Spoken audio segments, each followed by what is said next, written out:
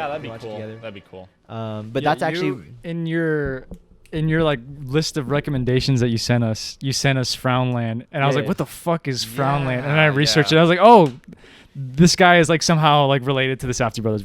I hope he chooses that one. Oh no, yeah, I wanted to, but like I didn't know, like, cause like the only way I think you could get it was through the Criterion channel. I don't know if you guys had that or not. No, I don't. It's like $99 a year, I think. Yeah. Okay, so I just started it. Is there like Screen Tongue 4? 4. Yeah. It's 4.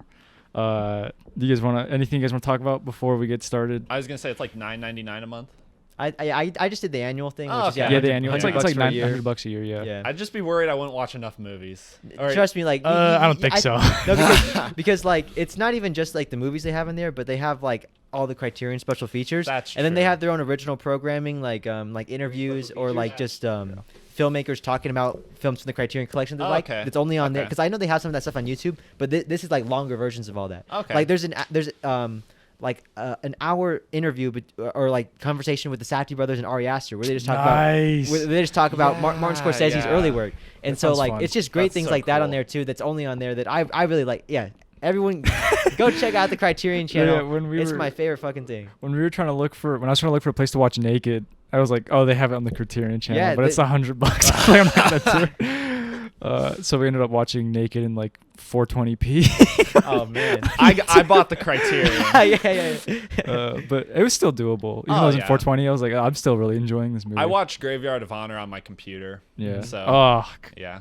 Yuck.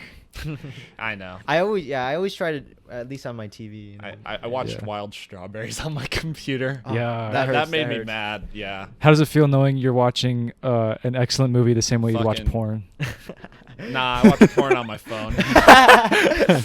Porn is one step below. I feel so bad because like Ingmar Bergman, he's like the granddaddy of cinema, and then you're watching his shit on a fucking like 3 gigabyte fucking laptop.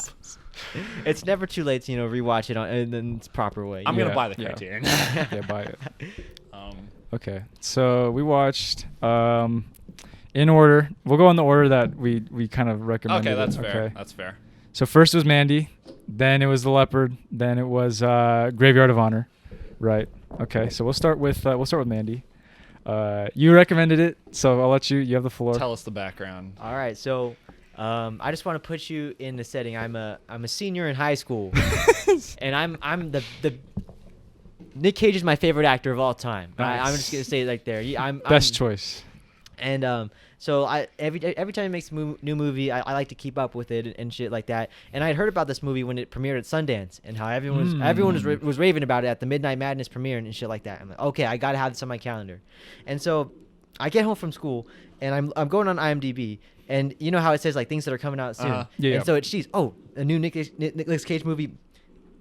Just this night only. Holy fucking shit! I race over to the theater and I'm there, and it's like half full.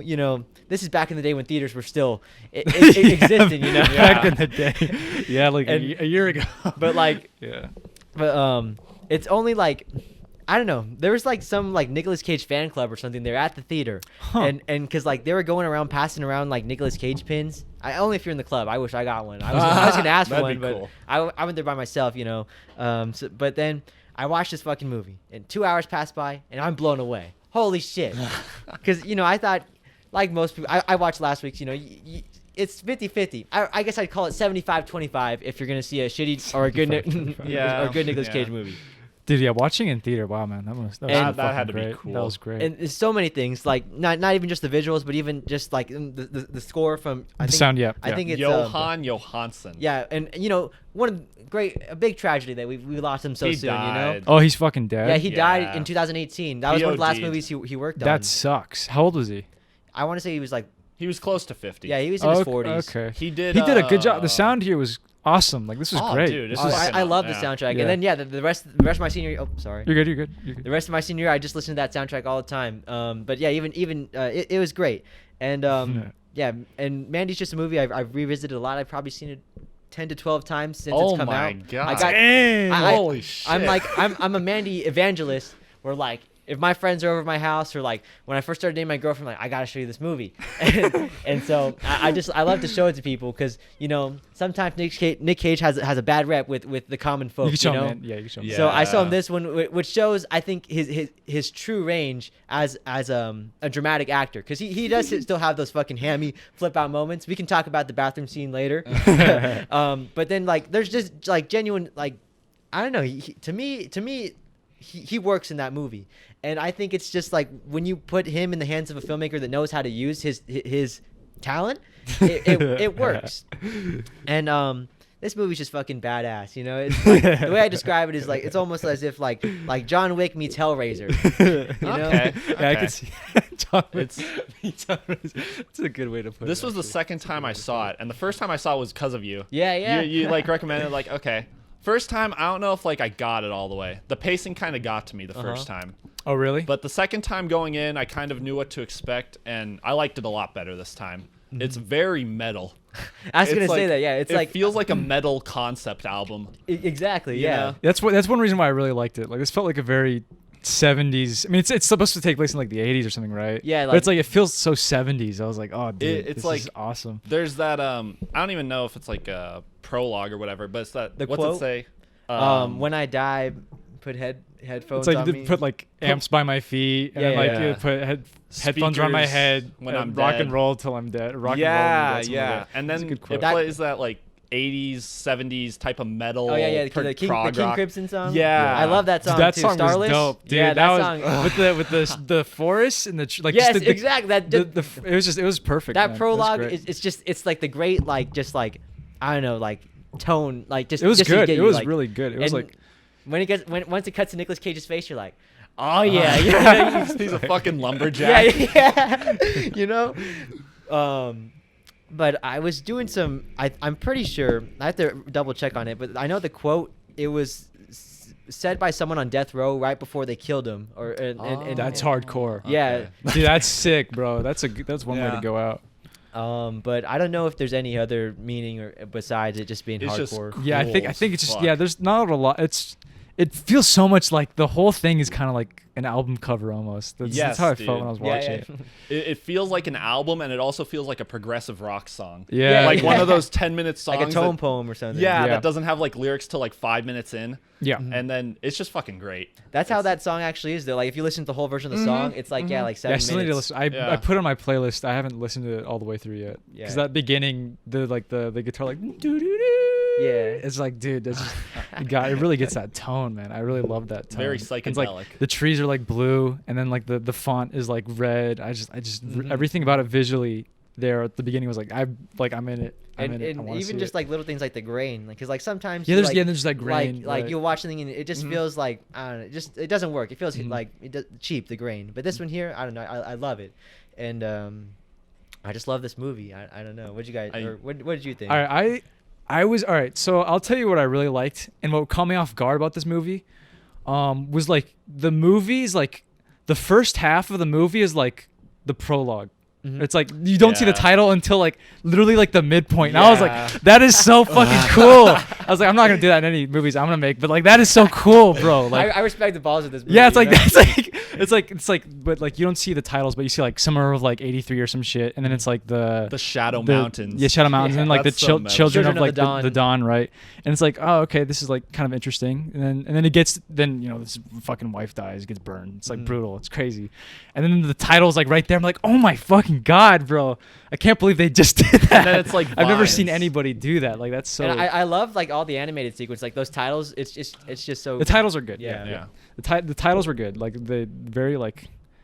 I don't even know how you put it. It's like- It reminded me of like because like she was reading like those like pulp genre novels. yeah, you it looks know? it looks like the reminded same, me the of same those, font, you know? right? It's like It's almost like the cover, like the title of a book. one of those books. Yeah, uh-huh. That's what I thought. I thought exactly that too. It's like it has that font where it's like it's really cool, very like pointy. pointy, very like those. Yeah, I don't know I don't even know what you call it. It's just like The book, Stephen book, King book font. title. Yeah, Yeah, the Stephen King yeah, font. yeah.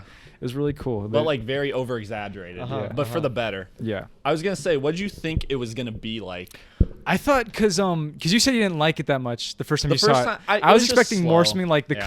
color out of space. This is what the Color Out of Space wishes it Oh was. yeah, Yes. 100%, 100%. I was getting into it. The opening image, I was like, this is all right. I'm in it. I'm gonna see where this goes. I like the '70s. There's not a lot like people use a lot of like classic rock music, but not like this. Like this feels like such a like a love letter to like '70s type music. Yeah. I really like that. Like I really enjoyed that. But and then the colors, God, the way they use colors. The first half I like more than the second half. Me too, actually. Yeah, Yeah, but the first I half agree. is like as a prologue, it's like, oh, dude, it's just, and I feel like they're more creative in the first half too. Exactly, like 100%. Yeah. The second half doesn't have the same build up. It's It's more like release. Yeah, Like, it's all release. But he kind of like Yeah. I almost wish the movie was like 30 minutes longer because he kind of just goes from like one person to the next. He knows exactly where to go. yeah, I don't know. it almost turns into a slasher film. yeah, it does. Yeah, Yeah, like- that's Like Panos, the director Panos Cosmatos in interviews, he says like, well, basically like at the midpoint, like he basically envisions Nicolas Cage's character Red as like Jason, and now he's just going. Yeah. yeah, I can can see that. see Yeah, that, yeah, yeah. It felt like that in many ways. That's probably why I didn't like it so much after the midpoint. I mean, like there's still cool stuff I like in after the midpoint. I Like, love all the fight scenes, the- like all the action Oh, scenes. yeah. Like it makes me laugh With that out loud. huge chainsaw. Yeah. that chainsaw was sick. All right, that part I was like verbally, I was like, whoa, Or what the fuck? Even the one at like the I don't know. I don't remember what they're called. Like there's the fucking demon house, you know. Oh, and yeah. I think that's just like a great like choreographed fight scene. Like even just like the That was stunt probably work my in there, my too. favorite. That fight scene's so yeah. fucking I like that dirty, fight dude. scene. Mhm, mhm. Where it's like the one thing's watching porn, Yeah. and its dick is like this huge blade. Yeah, dude. that was fucking gross. Yeah, I was so caught off guard. Like the demons were like, when you think of demons, you think like, oh, they come from like hell or whatever. But they're just like hanging out doing coke and shit and like watching porn. They're very They're just tripping the whole personified. time. Yeah. Like when remember when when we first see them and he gives him that jar, it's of acid and he's fucking chugging acid. So Oh, it's supposed to be. yeah, oh, that's yeah. fucking. Because remember, like he licks it later. Yeah. and yeah. I don't know. It's supposed to be acid. That's crazy. So like yeah, they're just fucking doped out. Like that's nuts. That's a really yeah. I wish they. Then there's That makes it so much better knowing that it was acid. Yeah, I thought it was yeah. like blood or something. yeah, I was no, like, no, yeah. they're doing cocaine, and then Nick Cage kills him and he fucking No, snorts. I was gonna say, Yeah, I that see was like good. everything like you wish a movie would do. This movie does. Yeah. He fucking Yeah. and then what was it after that? And he cuts the guy's head off, and then he lights his cigarette with the, Oh the, yeah, the yeah, burning yeah, I head. remember that. Yeah, I liked that fight scene was good. I liked that fight scene. I liked fuck when he's like about to snipe that dude with the crossbow. I like the just visually the design, like with the motorcycles, the sound design. Like it doesn't sound like a normal motorcycle. It sounds like its own like thing. From another world. Yeah, or it sounds something. like Yeah. it's like its own animal. almost. Yeah, Motorcycle beast or from something. hell. It's like a beast. Yeah, it's like, Yeah. and then the lighting is really cool. I mean, obviously they really went for like the brake lights of like every vehicle. Like all the brake lights always lit up the background, Yeah. and they always had that red. It was like the colors here were just awesome. It was so dope. It was really cool. Oh, the fucking when he made the axe. I was like, this is That was this, so this cool. is so hardcore, bro. That's from like a metal band. Yeah. Yeah. Is it really? Yeah. But yeah, even and then after he makes it, and he picks it up, and it's just slow mo, and it's just like he's shining into the camera. It's so I just know it's just It has like a flare on the. yeah. Like the Suspiria like knife flare. Yeah. Yeah. I'd be scared to use that axe though. It seems so dangerous to use. I feel like I would cut myself so easy. I love the kill scene where it's just like the guy cleaning his car. Sorry, You're good. And then it just cuts to the axe mid-air. and it Yeah, goes- I was like, damn, bro. Dude, Nick Cage is like just. He's almost invincible after the midpoint. He's just like, I mean, but he's not. But he's like, he's pretty on it. Like he's just whooping ass. He's like, this dude's a The badass. fucking drugs kicked in. Yeah, the drugs. Yeah, the cocaine. That's such a good like midpoint, low point type of thing though. Like your fucking wife getting burned by like psychedelic like Hell's Angels. Yeah. Like, fuck, dude. What'd you guys think about that whole crew? I really children liked of them. How was it? Children of the New Dawn or Yeah, whatever. Or you mean like the cult? The cult. Yeah, what'd you Cult. guys think of that? It's very like Manson-y. Yeah. Very yeah, Manson-y. I like how there's that one scene where they capture Mandy, and then he's like, "This is my song." Oh yeah, And then she's it like, sounds you like- made this song. And she Yeah, starts she rapping. start. Yeah, Dude, like, actually, I shows 'em up. fucking love that scene, dude. Me too. That That scene was was great. so the cool. part when like it They're- superimposes her Yeah. face Yeah, on yeah, his. yeah. Oh my goodness. it's very seamless too. It's like it's there and then it isn't, but you don't kind of see like the cut. Yeah, you don't see the kind of. transition. Yeah, It's like, did the transition happen? And it's like, oh, I guess it did. Yeah. I like the visual effect they had with like they'd move around their arms and you'd see like the blue like after. I don't even know what you call it, the blue after image, whatever. It was like an echo. It's like blur. It's like it's really cool. Or like even the way they shot it and like cut it. Like there's a few parts where like it'll cut to like her reaction and like he'll scream and like he gets up but they don't show it, but they cut back and he's already standing up. It's like it's subtle, but it's like stuff like that is just so like it really helps with the tone. It's of very like, what they're eerie, doing. It's very eerie. creepy, Yeah, it's like you don't know exactly what's There's going like on. that red filter through it too the whole time. Yeah, like I think about like when they first see her and it's just like pure red. Yeah. Oh, and even the transition to that part, because like I don't know if is she having her dream or she's reading, and then it's like she's in the forest, and then it just kind of like transitions into. I think she is reading. There was a few transitions. There's a lot of transitions. Like one of my favorite utilizations of fades in film is in this movie. Like just the when she's drawing and it's just going back and forth between like the art and her face. Oh my goodness. Was that more in the beginning? Yeah. I remember that. I remember that shot. Okay. I wish they would show the whole. Did they ever show the whole drawing? I think they did. No, yeah. There's an after credit scene and it's of the final. It's the final. It's of that what she was drawing. Yeah. Really? Yeah. Does it look pretty cool? Yeah. I think Nick Cage is in there too. Yeah. Okay. Do you like the animated parts? The actual animated parts I didn't like. Those didn't work for me. They just didn't like the actual animated like the drawn out parts. They just didn't work for me. Just because like I could tell it was like digitally drawn and stuff like digitally drawn stuff just bothers me. Oh, okay. But that's just like a personal nitpick. That's just me. But everything else was like, I'm on board. It was great. Yeah, it was really awesome. My favorite scene is when she's talking to Nick Cage about the starlings. That scene's just fucking brutal, dude. Yeah, it just holds on the two shot. Right? Yeah. She's just talking about like when she was a little kid, her dad like killed these baby birds. Yeah. I remember that. It's just so like.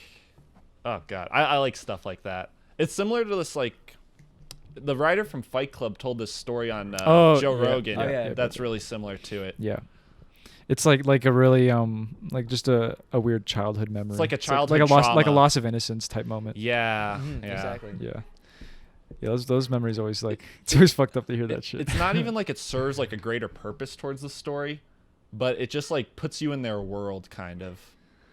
Or I feel like. I guess it's not that deep in terms of like the loss of innocence there, and like Mandy, the ways that she's presented in this movie is like almost like some like otherworldly being to Nick Cage, right? And so when they kill her, it's like like they fucking killed a unicorn or something. Yeah. He's like she's like an angel to him. Yeah. Yeah, Mandy was she was a cool character. Like I enjoyed her presence. I never felt annoyed by her or like I thought she was boring. I was like, she's just like really just chill. It's like I would hang out with Mandy. Sounds like a fun She's like time. a stoner type of and she just draws and shit. Like I don't even know how they make. And then Nick Cage is just a lumberjack. He's kind of like doing all the work. I don't know what she works at the store. She works at the store. Gas station. The gas station, right? But it's almost like in a way they're set up to like. That's their destiny, kind of. Yeah. And he's like okay with that. Like he doesn't care what happens to him, kind of. He just wants like, it's like, I don't know, his god, kind of. Yeah. And then someone else thinks it's their god. What do you guys think about that scene where the like fucking demon bikers invade their home? And there's like the strobe lights. That's so fucking creepy. And the sun and then the sacrifice. That part. Was, when they pull him away. Yeah. I wanted to see them kill him, bro. I actually wanted to see that guy die.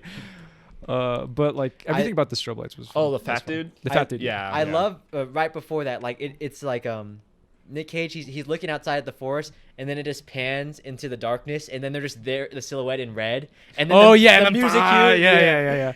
I was like, dude, that's very like I've never seen that in like an anime, but I feel like I would see that in an anime. I don't know. It's very like animated the way that like that's so visual. Yeah. It's like you never see that. That's very visual.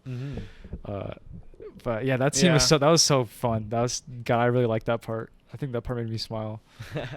Was that after he comes out of the no, church No. It's just before the demons are about to invade their house. Okay. And they show like I forget how the pan was, but it's like they pan from like the bed or something. Yeah. They're sleeping, and then it pans up, and then you see the demons are outside. Oh, and it's like red. It's like red in the forest, and it's like. I don't know how else to describe it. It's just like. Yeah, it's just like the hardest music cue you can think of, and then like the lights go on, and it's just red. It's like it's really over the top, but it's just so fun. But it works. Like it all works, the it things really like I works, feel yeah. like that wouldn't work in other movies work in here. Like I really like the animated sequences, even though like it's more of a technical issue you have with it. Yeah. Like I guess just conceptually of like bending, because like I think that's what it is. Like even just the last shot when you see that he's not even on Earth anymore. Yeah. Like to me those animated sequences kind of put you in that thing like we're not in reality anymore. This is Yeah. more. The CGI like that at the end didn't bother me so much. It was just like the drawn sequences. That was the only thing that bothered me. The whole thing's like a fairy tale. Yeah, It's like bit, a yeah, grim yeah. fairy tale. Yeah, I can see that. I feel like I'm listening. I feel like I'm listening to a song the whole time. Mm-hmm. I could see. Now they just said fairy tale, like fucking like the fact that it's like like Red Riding Hood, like the lumberjack coming in to save Red Riding Hood at the end. Oh yeah. There's Kind some. of, There's. I mean, yeah. there could be some similarities there. Yeah. Like, I don't know how outright that was, but like Well, lumberjack is like that's very like fairy tale esque. Now that I think about it. Of other interviews from the director, he said that, or have you guys seen? Are you guys familiar with the Death Wish franchise with Charles Bronson? I know what the like premise is of it. Oh well, it's essentially like in 80s versions of this, where like this guy he goes on vacation with his wife and daughter, and then some gangsters kill his wife and daughter, and so he goes on a rampage and gets revenge. But then there's like fucking 6 of them. He gets revenge in the first movie. After that, he's just like doing it, but each one just gets like, I don't know, goofier and goofier. Yeah. And they're hilarious because like he's also like in his like 70s, like just trying to be badass. They made one with Kevin Bacon. And Lawrence Fishburne's in part 3. Oh God. But essentially, yeah, like the director's saying that he was just binging through all those, and then that's when he got the idea. It's for this movie. good inspiration. Yeah. What'd you guys think of the part where they burned Mandy? I don't know. I That thought scene. it could have been a little more brutal. Like, Still pretty brutal. no, it is. I think the image that really strikes me there is when he has like almost like the barbed wire around his Yeah, I mouth. was gonna say Yeah. his and he's face in screaming. that scene is Yeah. what makes it His work. reaction Yeah. really Yeah. sells it. Yeah. In a way, that's better than like seeing her whatever they would have done to her otherwise. Yeah. But it just shows you like how like fucking like devastated he is now. Mm-hmm. I really like that scene just because it's so. And it's just music. There's nothing. The music, else. yeah, it was Yeah. good. It was just solid. I liked like just imagine seeing somebody you love so much, just like for me, I have like a special phobia of dying via burning to death. Oh, Like that okay, shit really gets okay. under my skin. So like seeing somebody I love die like that would be like, oh, that's like that would. It's That like would I'm about suck. to like try to kill some fucking people, dude. Or like even like right before that when the leader, I think his name is Jedediah or Jeremiah. Jeremiah. He brings out like the girl that's with him and makes her like shoot herself or Yeah, whatever. yeah. That scene for me is super tense. I don't know. It really works for me. It was a good scene. It's like shows how like brainwashed these people are. Like they really. Oh just- yeah, they're fucking sheep for him. Yeah, and it's like he's like, oh, see how much they love me, and it's like that's such a fucked up like way to think. It's just the he way the loves you. cults are kind Yeah, of. it is right. So- Yeah. Do you guys originally the director wanted Nick Cage to play Jeremiah? He wanted and He would have done a good job I there heard too. about that, yeah. He could have done a good yeah, job. and then Nick Cage said, "I want to play the lead," and then and originally he declined Nicolas Cage, and then he realized like Nick Cage wants to play the lead This in is my movie. Nicolas Cage. So Do you like his freak out scene? Well, I mean, what do you think of his freak out scene? which this freak out is scene? this is a top the scream in the bathroom scene. That's That's a fucking- top notch Nicolas Cage freak out right there. Like again, comparing this to Color Out of Space, nothing in that like it's so like limp. Yeah, Yeah. And like not even just that, but like I don't know if you remember, but like so like it's like on a steady cam and they're going in, but even the operator's kind of scared because like you can see him kind of go back and then go back. Yeah, and, I okay, remember that. he's Yeah, cool. He's yeah, cool. yeah. So He's like in his underwear. I love that shirt. I want to get that tiger shirt. Or would you think the fucking like you ruined my shirt or whatever the fuck? Oh How does yeah, that yeah. scene? It's my favorite shirt. Yeah. Fuck Is that what the bikers? when he's in the Yeah, biker's it's house? when he's Oh, chained okay. up. Yeah, and they slash it, and he's like, "That was my favorite shirt." And the guy's like, "Oh shit, sorry." Even Deadass like backs off. He's like, "Oh, my bad, dude." He doesn't even have like too many lines. Not really. He probably has the most lines of anybody, but not a lot. I think feel like Jeremiah. Jeremiah. Oh yeah. But yeah. still, like, it's just like his presence there. Mm-hmm. Like, the best way to sum up this movie is that line he has when he's talking to Bill Duke, and he's just like, crazy evil. Yeah. That was, I remember seeing the trailer. Yeah. And he's like, "What are you fighting?" And it just cuts to that, and then it says Mandy. Yeah. The trailer's really fucking creepy. Yeah. I love the trailer. The trailer, like, I actually, when we watched Color Out of Space, that was on the one of the trailers there, and I'm like, shit, I need to watch Mandy again. I was gonna, yeah. Fuck, man. Yeah, I remember when the trailer came out. I was like, that looks cool. Nah, but I never watched it until now. There's like even just small things like right before the bathroom freakout scene when he goes into his living room and the like fucking Cheddar Goblin commercials on. Dude, that was, that was fucking crazy. That's so fucking like weird ass like late '80s type of thing. And I think like in the credits it's like it's already some like pre-existing character. It's just like some cameo in the movie. I don't know what it's. Yeah, from. I was like, I feel like that's something the director saw as like a kid and was like, oh, this would be perfect in this movie. Dude, I'd be so scared if I saw that when I was a kid. Like wake up at midnight. Fucking Cheddar Goblin. That could be like its own thing. Yeah. There's Like, so many things in the movie that could be its own thing. Like even the chemist and he goes. Richard Brake. That guy's a really good actor. Dude. That's probably one of my favorite scenes too. That's the scene with the tiger and the stuff. tiger. Yeah. That part was like its own thing for sure. I was like, I like that scene though. It was very just like he says shit really ominously. He's like the delivery of his lines like, oh, they wronged. he's like, why'd they gotta do you like that? Like Nicolas Cage just like looks at him too, kind of like that the whole time, and then he's just saying this really like arbitrary shit. And like he's putting the tabs in and he starts licking it like he's just tripping the whole time. That guy's actually in like some Rob Zombie movies, and the movies are bad, but he's like, I like Richard Brake. He's a good actor. Is his name Richard Brake? Yeah. Richard Brake. He's like British too, and like in all his movies, I've never really seen him be British. I always like that when like a European actor does an English accent. Yeah. They always seem to pull it off better than the Americans. Americans. Better than the other way around. With that scene, I read something where it's like it was supposed to be a lizard in the script, and then one day Panos came up and he's like, yeah, now it's a tiger. Oh man, that looked like a real tiger too, right? I think it was. Yeah, I think they just wrote it like CG'd that in, like they shot the tiger in the cage and then they put it in. Okay. Yeah. Or every one of the shots, it's like it's its own thing. So I don't know. It's just a fucking tiger too. Like it doesn't mean anything. Well, I mean, he has a tiger shirt. At the end, they let the tiger out of the cage. You know, they're releasing. The Yeah. And also, I mean, do you remember that guy? He had like a golden like Luger. Oh that pistol. It's like a Nazi pistol. Yeah.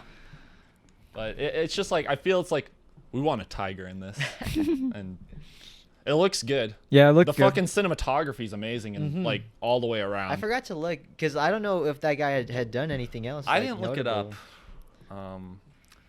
Panos Cos. Oh no, but the director, cinematographer. He's only done two movies. Beyond the Black Rainbow. Yeah. Did you see that? Yeah, I haven't seen it.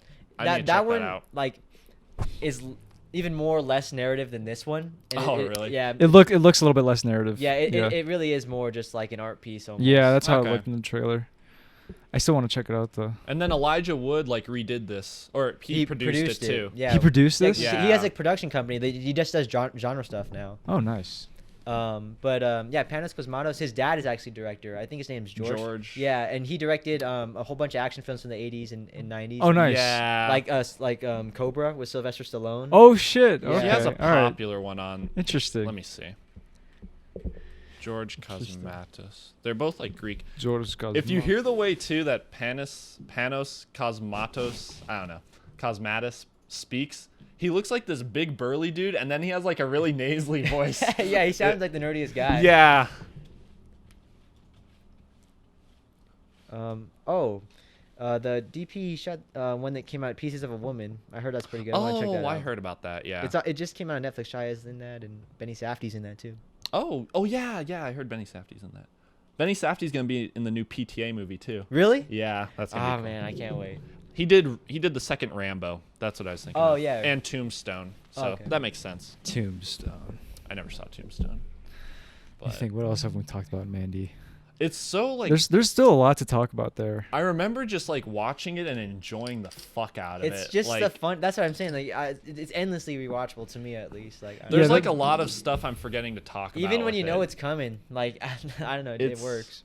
The only thing, like the pacing in the second half just is off for me. Oh really? But otherwise, like I could watch this movie. I want to watch it when I'm stoned. I want to watch it. Like, yeah, you want to watch it like under every yes, single. Like to me, it feels like the most accurate representation of it. Like, oh yeah, so colorful. What was it like seeing it in the theater? Like, oh, that's mind blowing, dude. Oh my goodness, like that's what I'm saying. That's why I'm hooked on this movie. I think it was because I saw it in the theater for the first time. Really? He's trying to recapture that high. Yeah. Just that fucking like aura like music. Yeah, and not just that, but just even like without having any expectations and just being like Yeah, that's like the blown best. away. Yeah, that was probably like some like biblical. There's shit. certain movies like that where like it just blows me away because I didn't expect anything, and having in the theater that like I don't even want to watch again. Like Yeah. for me, like Annihilation was one of those where like it really blew me away in the theaters, and like I had the Blu-ray. I watched it once, but I don't want to really watch anymore because like I don't want to ruin my experience. Because You think it was the theater that did it for you, Dude, kinda? theaters are like a multiplier for it's like experience. church. Yeah, to me, dude. to Yeah. me it's like going to That's church. Yeah. Bro, like I fucking like I had a similar this is gonna sound so gay, but like I had a similar experience with like Angry Birds. Oh I thought the movie was gonna God. suck so much ass, and then I was like, why am I enjoying the fuck out of this movie, dude? Oh man, It is a cool feeling when you walk in there, you watch the trailers, you get excited. Yeah, you know, it's a thing. You're setting aside time because now I don't know when you watch at home, if it's too easy to press pause, you know, or You the go Yeah. take a shit or something, like Yeah. grab food. Mhm. Yeah. I also just the knowing that there's other people there watching it too who might Yeah. hate it, you know? Like I like watching a scene knowing like people might really hate this, and there's somebody sitting right there who could really be hating it. Like I enjoy knowing that they could be having like a terrible There's time. definitely scenes like that in Mandy. Oh, for sure. Like, like when he unrobes and shit like that, and it's just Yeah. Oh yeah, you see his dick.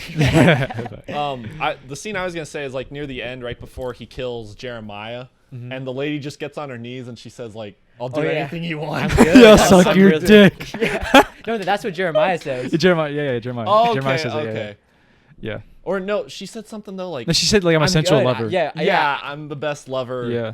my partners have ever had. I'm so Yeah. sensitive. Yeah. And then he cuts her head off. Yeah. Yeah, and I love that like it doesn't even show that, it just cuts to him throwing the head. Yeah. Yeah. I love that sequence too, where like it doesn't have normal cuts; it just like fades in and out between each Yeah. shot. Yeah. I love that church is like, speaking of the church stuff too, like after he kills him and he lights it on fire, and like I don't know, it's like the church is like being built or whatever, so you just see like the structure just fall. Like I don't remember, I don't know how to call it, but like yeah, it's The scaffolding's Yeah, coming yeah, yeah, yeah. down. The scaffolding. Yeah. And then it just like he drives off, and then it's just the sky, right?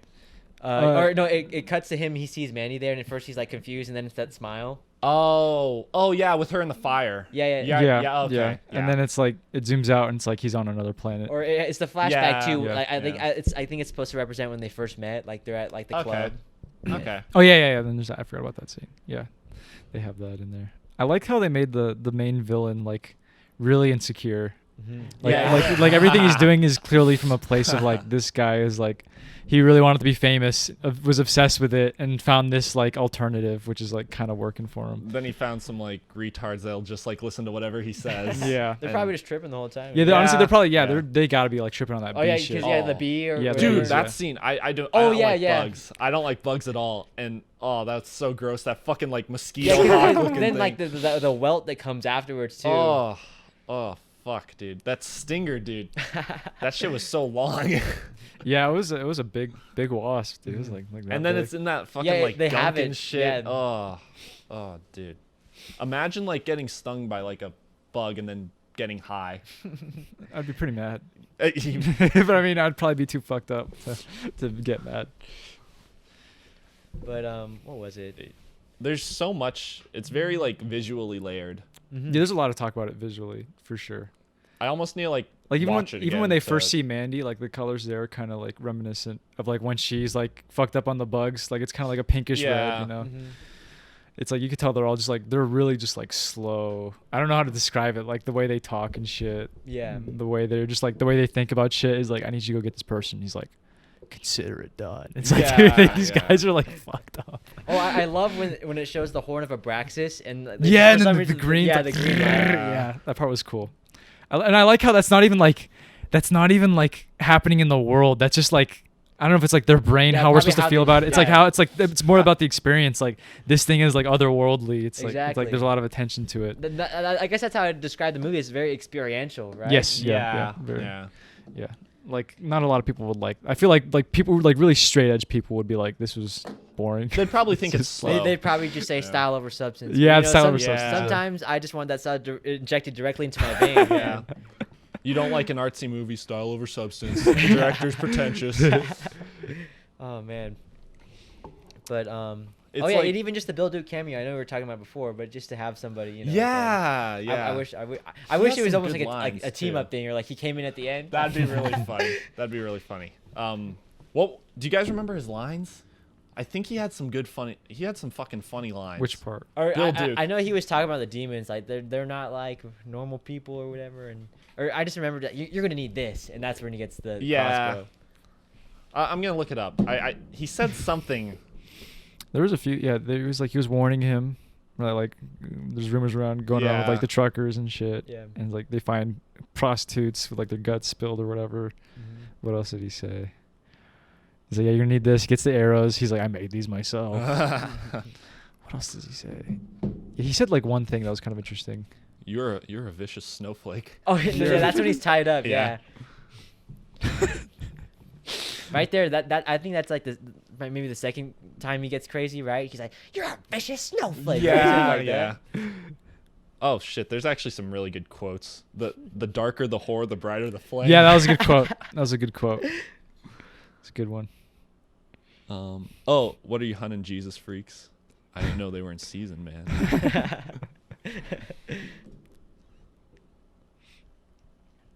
These arrows cut through the bone like a fat kid eats cake.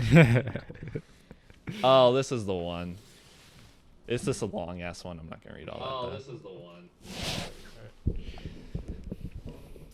Yeah, there's some good quotes in there for sure. Oh yeah. Just throughout the movie in general. The fucking dialogue, like. What's your favorite planet? Superseded. Galactus. Oh yeah, it eats the other planets. What was hers? I think she said Saturn. Saturn. I don't remember. She likes the rings or something. Oh yeah. I think it was something Saturn, or she said it was like the first planet we discovered or something. Yeah, something like that. I forget. I love that scene too, because like that one, like the colors are changing, right? Like they're just laying there, and it yeah. Was it changing? I don't remember. I think so. It's like they were shining like a red light down there or something. Yeah, and then, it like changes from like red to blue to purple. Yeah. Gotcha. I guess too, it's just like an original story. Yeah, it wasn't like adapted from anything. It feels original. Yeah. At least in its execution. Yeah. It's like a dream kind of. Yeah, this is like a good example of like how to like imagine reading the script for this. I'd be like, this is so generic. This is so boring, dude. Yeah, you know what I mean? Like, you know what I mean? Like this is like this is like the perfect second film for a director. Like you had to prove yourself before you can make this. Yeah. Because like you couldn't read this as like a book. Mm-mm. This is like I've read the script actually, and yeah, it like the words don't do it justice. Yeah, it's not. They can't. Yeah, this is very very visual. The visuals are so, and the audio, everything about this. Probably if you read the script, you'd be like, wow, that's some good dialogue. Or like. I'm thinking about the first half now and just like things from there, like I don't know, like the scene when they're at the lake and it's just like that super zoom. Oh but, god, like, dude, that lake scene is good. It's just beautiful. I don't know, it's just beautiful. Yeah, like how they live by a lake called Crystal Lake. Oh yeah, I thought thinking about that shot is like it looks like it's made of crystals. Like it's so shiny. It's so purposeful. You can see how shiny the water is. Mm-hmm. It's just like, oh man, it's just really good looking. I thought of like Friday the 13th. Yeah, I thought of that too. Yeah. I think there's multiple connections. Yeah, because like I was saying before, like he considers him to be Jason basically in the second half, I get that. It's do you have any complaints with it? Not or Bro, seeing something in theaters is like so hard to complain. I don't think I have any gripes. Like I guess I wish it was longer, but I also just love how it ends. Like, I don't know. Yeah. It is kind of epic. It is kind of an epic in a way. I want to see more from Cosmat. Yeah, me too. Dude. That dude's gonna make some interesting stuff. I really hope because like he said after this one he's gonna spend some time on stuff. So I don't know what he's doing right now, but fingers crossed. How old is he? He's like 40. You know, I think he just turned 40 or 50. Yeah. Damn. Because he didn't make movies for a while. Like he had talked about it where like he got to a certain age like, damn, if I don't make movies now, I'm never gonna make movies. Yeah. He is kind of like Brandon Cronenberg because they're like the same age. They've made 2 movies. Way better than Possessor. Way better than Possessor. Their movies came out like pretty much in the same time. Most of their movies. Yeah, that's too bad. They should have been spending more time making movies this whole time. I don't know. It's probably hard to get. I feel like like they just had it simmering for so long. That's why it came out so good. You know, let it bake a little bit. Like this should have got like a fucking Oscar nom for cinematography or something. Oh, easily. Yeah, like, this is like. I think that year was weird though, because isn't that the year that like Green Book won? And so I think they're just. I've only seen that scene in Green Book with the chicken. The black dude's trying to eat the chicken with a fork. Yeah. And it's like, oh my god. This won Best Picture. I feel like that year was off because the year before that it was. Oh, Shape of Water. Shape of Water, Dude, and then the year after was what the fuck was up with that? The year after was Shape Parasite, of Water. So, yeah. Parasite 2019 was good. 2018 kind of sucked. I don't remember much about 2017. I know was that Moonlight? 2016 was Moonlight, but La La Land won, and they're like, the producer comes up and he's like, "We didn't win, Moonlight did." I was just thinking about that actually, because like there was a photo that came out where the guy who was supposed to hand out the envelopes, he was just on his phone and he actually did the wrong one. Because Damien Chazelle won for Best Director. Yeah, Best Director. So that makes sense.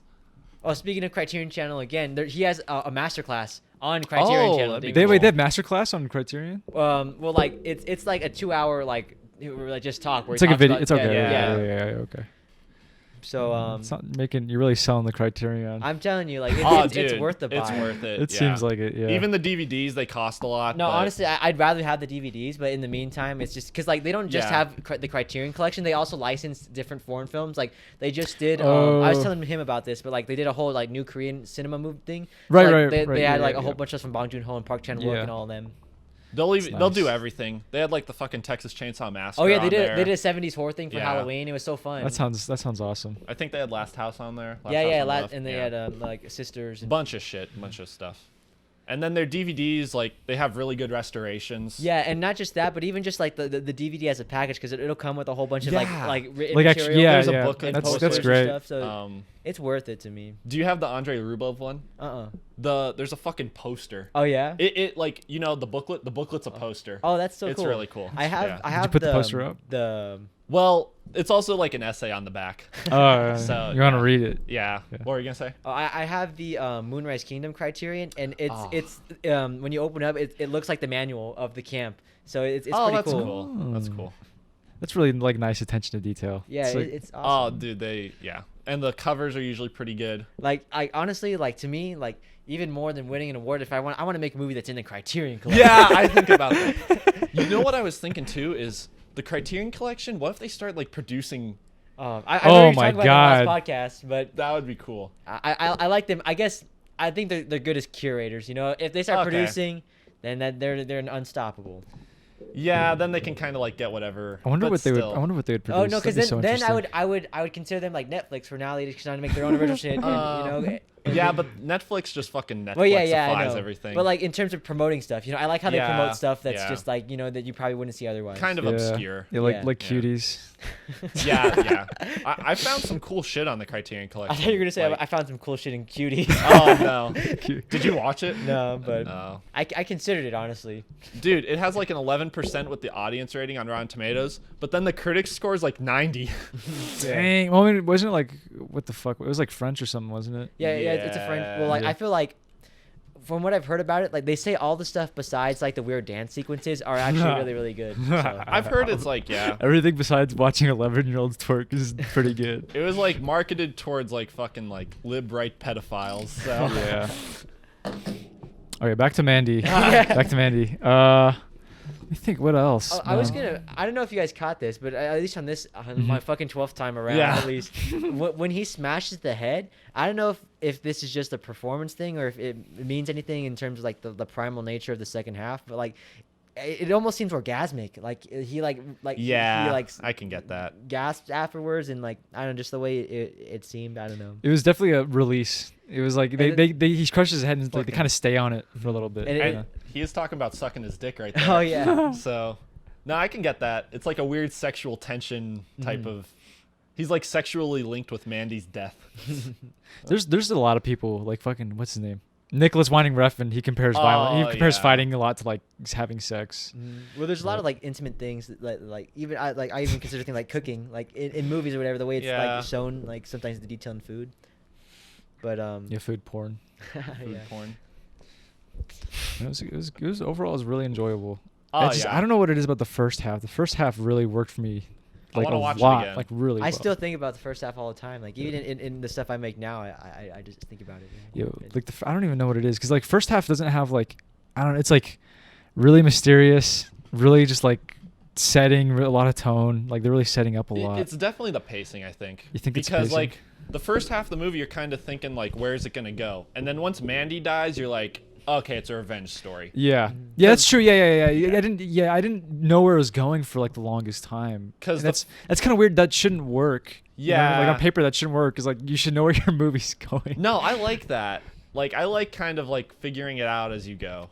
You know, it's better than fucking like watching like a Steven Spielberg movie. It's like, okay, I know what I'm gonna be in for. You know, Indiana Jones. I know. Like the first time I saw Mandy, I was kind of surprised when she died, because I'm like. Yeah, I was too. Yeah. I didn't think she was gonna. I thought she wasn't gonna die. They like have her captive and he tried to save her or something. Yeah, that's what I thought. But they just straight up fucking burn her right in front of them. I'm always impressed because, like, you know, I feel like if I did it, I would just have the sack and it's there. But, like, even when it's on fire, they have it moving. I don't know what they do. Yeah, I remember that. But, they probably, like, put, like, a robot in there. Or not a robot, but, like... But it even just works, too, in terms of, like, the story, too. And he watch, and she's, like, trying to, like, squirm her way out of it. Yeah, that'd be so fucking bad. I almost wish that her skull would have been preserved in the ashes. So he could take it with him. Put it on his like fucking on his axe. Yeah, like on his axe or some shit. Yeah, like the rim of his car. Because it's so it's such a weird thing. Yeah, I've seen it done in a few movies where like a character will go back and retrieve like the skulls of his fucking family. But it's like you think it's weird, but it's like fuck, dude, if my brother dies, like yeah, fuck it, I'll get his skull. You might as well have. I love that part there where like you kind of see the outline and it blows away. Yeah, and it blows away. Yeah, it's sad.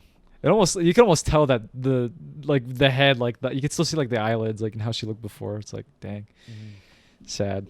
I want to see Andrea Riseborough and other stuff. Oh, you should. Have you seen I think it's called The Death of Stalin. She's in that one. Oh, that's like a comedy, right? Yeah. Okay. She played She was in Possessor. Yeah. Okay. Yeah. I like her better in Mandy. I think. Yeah, me too. Yeah. I liked her a lot more in this movie. I think in Mandy, I guess she just has a face that like just like. She's a really weird face. Yeah. Not even weird, but it's distinct. Yeah, distinct. That's the best way to say it. Like you can't describe her face. It's something you just see and you're like, okay, I get that. Yeah. You know. Her eyes. Like, her eyes are definitely very haunting. Yeah, like when she walks in the lake or walks out of the lake and you just see her and I don't know. Yeah, she looks creepy almost. Yeah, she's kind of like a ghost. Yeah. and yeah, even just the way like the flames are in the foreground, like kind of like She's very pale. I want to see her in more stuff like this. You know. Yeah, more stuff like this got made. That'd be. Yeah. I wouldn't be. Even Possessor, like she was good in it. I she did a good job. More stuff along those lines. Yeah. She did a good job in Possessor. Yeah. So. Let me think. Anything else we're missing? Soundtrack was good. Sound design was good. I did like the soundtrack.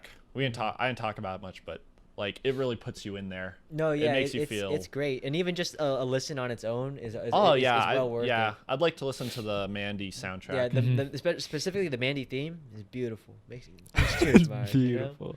You know? But it's weird. It makes you cry a little bit. Yeah. It's weird how like something like, I mean, it's emotional, but it's not like supposed to make you cry. Emotional can make you like tear up. You know, it's like so beautiful, like you can't like help it.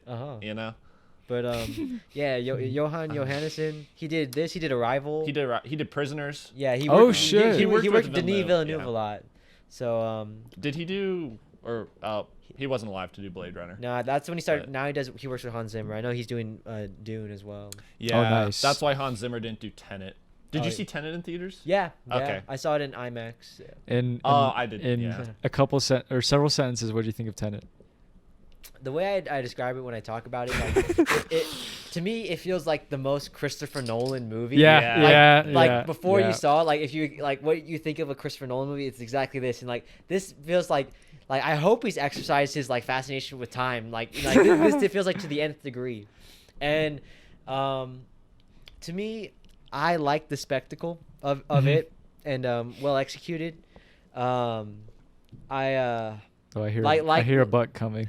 Like most people though, there's just certain things, just like the sound mix, like the. Everybody hated that. Everybody hated the. I don't know what mix. the fuck he's saying. They're literally just walking and going, bum bum bum bum. Like, but I mean, I'm a big Robert Pattinson fan Oh, too. yeah. So, like, it's fun to have him in there, and like to me, like I'd give it a recommendation to people because like like the inversion sequences are well worth the price of admission. Oh yeah. And narratively speaking too, I like the whole palindrome aspect of it too, and even just like. I forget what it's called, but there's like some sort of like cube or whatever. It's like a 5 by 5 letters. The Sator square. Yeah. And then Tenet is the middle line from then there. Kenneth Branagh's character is called Sator. Oh really? Yeah. And then like I think about it now, and there's certain things in there that I guess I wish were executed better. Like I guess just more of like the thematic elements, like how he's trying to present like environmentalism or stuff like that, or whatever. That like I didn't think about until afterwards, you know. Like, Right. Yeah. But not my favorite, but I liked it. The concept is like too high to attain.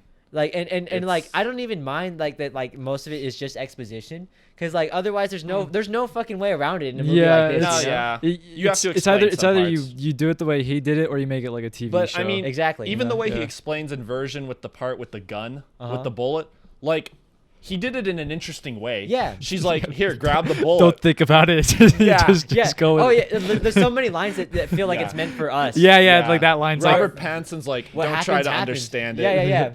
Like, I really liked the movie. I enjoyed it. I watched Yeah. it twice in theaters. Me It's too. I And go ahead. I was just gonna say, like, I love Hoyt van Hoytema. Like, I know they work together a lot Yeah. now, and just everything he's done. Like, he did this, he did Her, he did Ad Astra. Oh yeah, you did nice. her. Oh, yeah, and so shit. he's one of my favorite DPs working right now. So I also like stuff in there is great, and I don't know. To me, it matters that it's shot on film. Like, I respect it. Yeah, I respect it a lot too. that shit's hard. It's like they definitely didn't go about it the easy way. you Fuck know? no. And yeah, I saw it twice too. First time I saw it in IMAX, and just the second time regular. But I don't know, like there's something about specifically the IMAX theater too, just how big it is and how loud it is. You gotta sit in the right spot. So I did it the other way around. Oh, okay. I did normal then IMAX, but I fucking sat all the way in the back like a dumbass. I should have sat like in the middle. No, I like to sit where like I have to like maybe like my eyes have to go like 20 degrees, because like then that's where I feel like it's the biggest. Oh, dude, I hate that shit. Oh, really? I need to sit like in the middle. Yeah. I sit like like in the sitting in the middle. middle. I used to always sit in the middle, but then I've like as time goes on, I go like a row in a row until like I'm right there by the by the handicaps. That's so you know, funny. like- I Yeah. can't do that. That's dude. so funny. I don't like craning my neck. It's- Oh, no, like see, that's what I'm saying. Like I don't move my just enough to move my eyes, Really? not my Okay. head. It's like That's in doable. between. That's near doable. The front That's and the doable. middle. Yeah, Yeah. that's doable. That'd be funny if we took like a whole, whenever theaters start like getting back in session, we take like a whole group and everybody sits in the middle, and then it's just fucking Anthony. It's like I would, just sitting over there. honestly, like if it's I'm not trying to fuck this up for myself, guys. No. That's funny. When I saw Once Upon a Time in Hollywood the first time, I fucking sat. It was so the theater was so packed, and I got a ticket late. You sat in the front. No, okay. So say this is like the theater, and this is like the middle. I sat like right here, like in the front, but all the way on the left-hand corner. Yeah, just- so you're like this. Yeah, sitting on the side of the very side of a Yeah. theater That sucks. That happened to me. Yeah, when I saw Deadpool 2, and it was at the theaters that had the reclining seats, but I was right in the front on the side. I was so pissed off, I almost can't left. It's like fucking- you can't enjoy it because like you're too busy trying to move around the whole time. This whole movie, you're just breakdancing instead of watching it. Yeah. But Okay, back to Mandy again.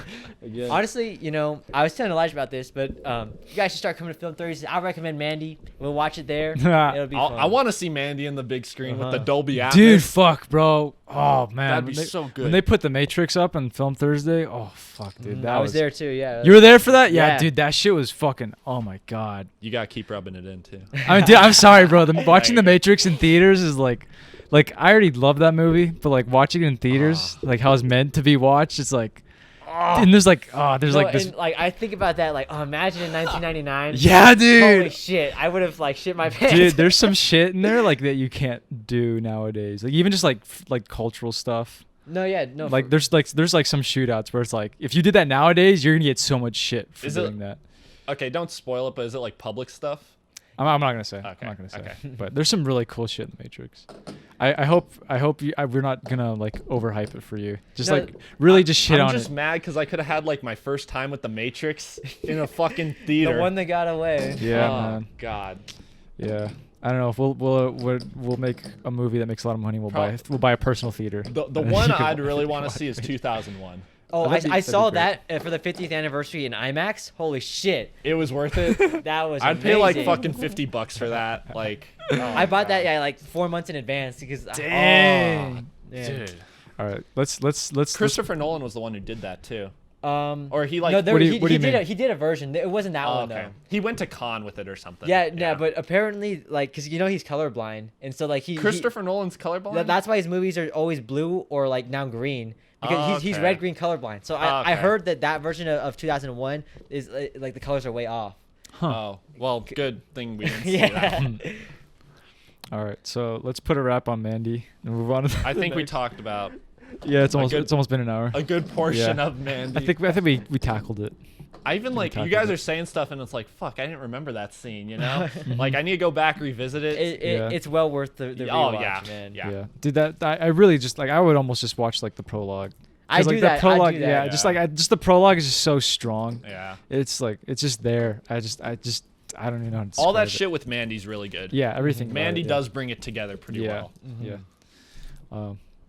Okay. But yeah, afterwards it was like didn't work for me as well because like I'd seen stuff like that before. Like the prologue is just very just like I've never seen that before. I really enjoyed that. They took it to a new level. Yeah, they took it to a new level. Yeah. What would you guys give it if you had to give it out of 10? Anthony? I'd give this a good 17 bathroom freakouts out of 10. This is one of my. Dude, that's faves. like beyond perfect. Yeah, I guess then a 16. You know, like It's still beyond perfect. because like it's like there's some things that are like I call cinema, and this is to me, you know, not to get all pretentious and shit there, but like obviously I put some things above this, but to me there's like I like the second half because like to me it feels like everything I wish like that most movies I wish they did. This movie did, and like so I love that about it, and yeah, it's like just such an original execution. Yeah. That like I'll probably watch this another 30 times in the next 10 years. Yeah. So, yeah. Do you think you'd put it in like your top 10 of all time? Yeah, probably. Yeah. And I think also it's so high for me is because I love Nicolas Cage. Like, it's like I have I didn't bring it in, but I have a fanny pack, and it's just a Nicolas Cage fanny pack. So I have a special connection to him. And Elijah just told me he goes to the Barnes & Noble by my house. Shit, I'm gonna start going there. Man. Oh yeah, he lives in Vegas. Yeah. So Nicolas Cage lives in Vegas. yeah. What the fuck, dude? Yeah. And then I was working on a shoot, and somebody they're saying they go to the same gym as him. Whoa. And so and then I knew somebody who knew his son. And so Get him on the podcast. Yeah.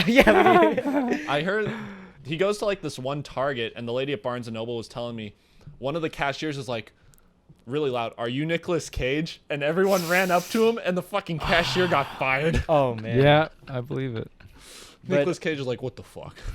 And one last note on this thing, Nicolas Cage has a new movie coming out this year on January 31st. But I'm super excited for this because it's with a Japanese director. I can't remember, but he's a Takashi Miike type character. That guy looks so chill. You showed me the picture. Yeah, his name is let me look it. I'll just look up. Give me 1 sec. It's called Prisoners of the Ghostland, directed by Sion Sono. And yeah, this guy's cool. He made this movie called Love Exposure that's super cool, and Suicide Club. So I'm super hyped for this movie. That looks really cool. So yeah, that looks like a cool movie. Yeah, so I'm gonna check that out. We should all watch together and have a watch party. That'd be cool. That would be sick. Yeah. Get a picture of the director. He actually. Oh yeah. He looks kind of. That's him right there. Like he's just super. Like his fucking trench coat.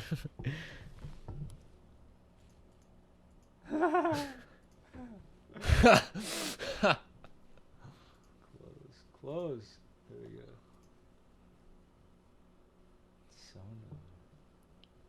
How old is he? Suicide Club. I think he's probably in his 50s. Okay. Is this like? Oh, didn't you say you did like a lot of anime? No, just a lot of like Japanese films. Like like I said, like a Takashi Miike type guy. Okay. Yeah, it looks like it'll be fun to watch that. Elijah, out of the score. Maybe. I'd give it 8 out of 10. 8 out of 10. A minus. 3.5 out of 4. 8 out of 10. Like 8 out of 10. 8 out of 10. Yeah. 8 out of 10. Are you doing it based on your old score or the way I score it? The way I score it. Okay. Not the way you score it. Your score's weird.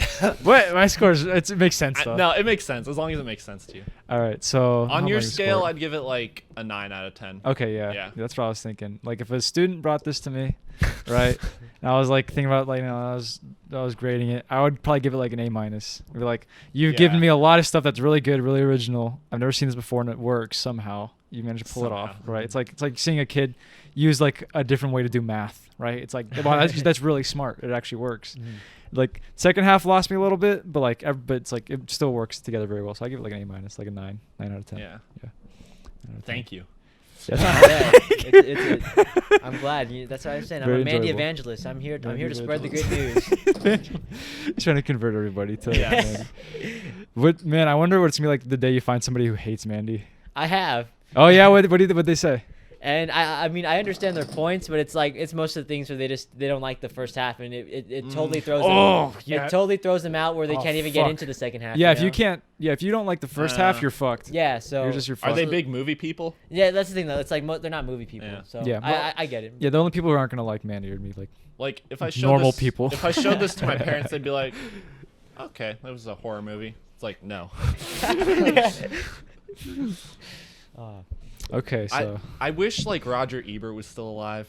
Yeah, I'm like so curious about his opinions on some movies, and this one would definitely be one of them. Yeah, I don't know, because he didn't like Blue Velvet. Who knows? Yeah, who knows what he would have thought.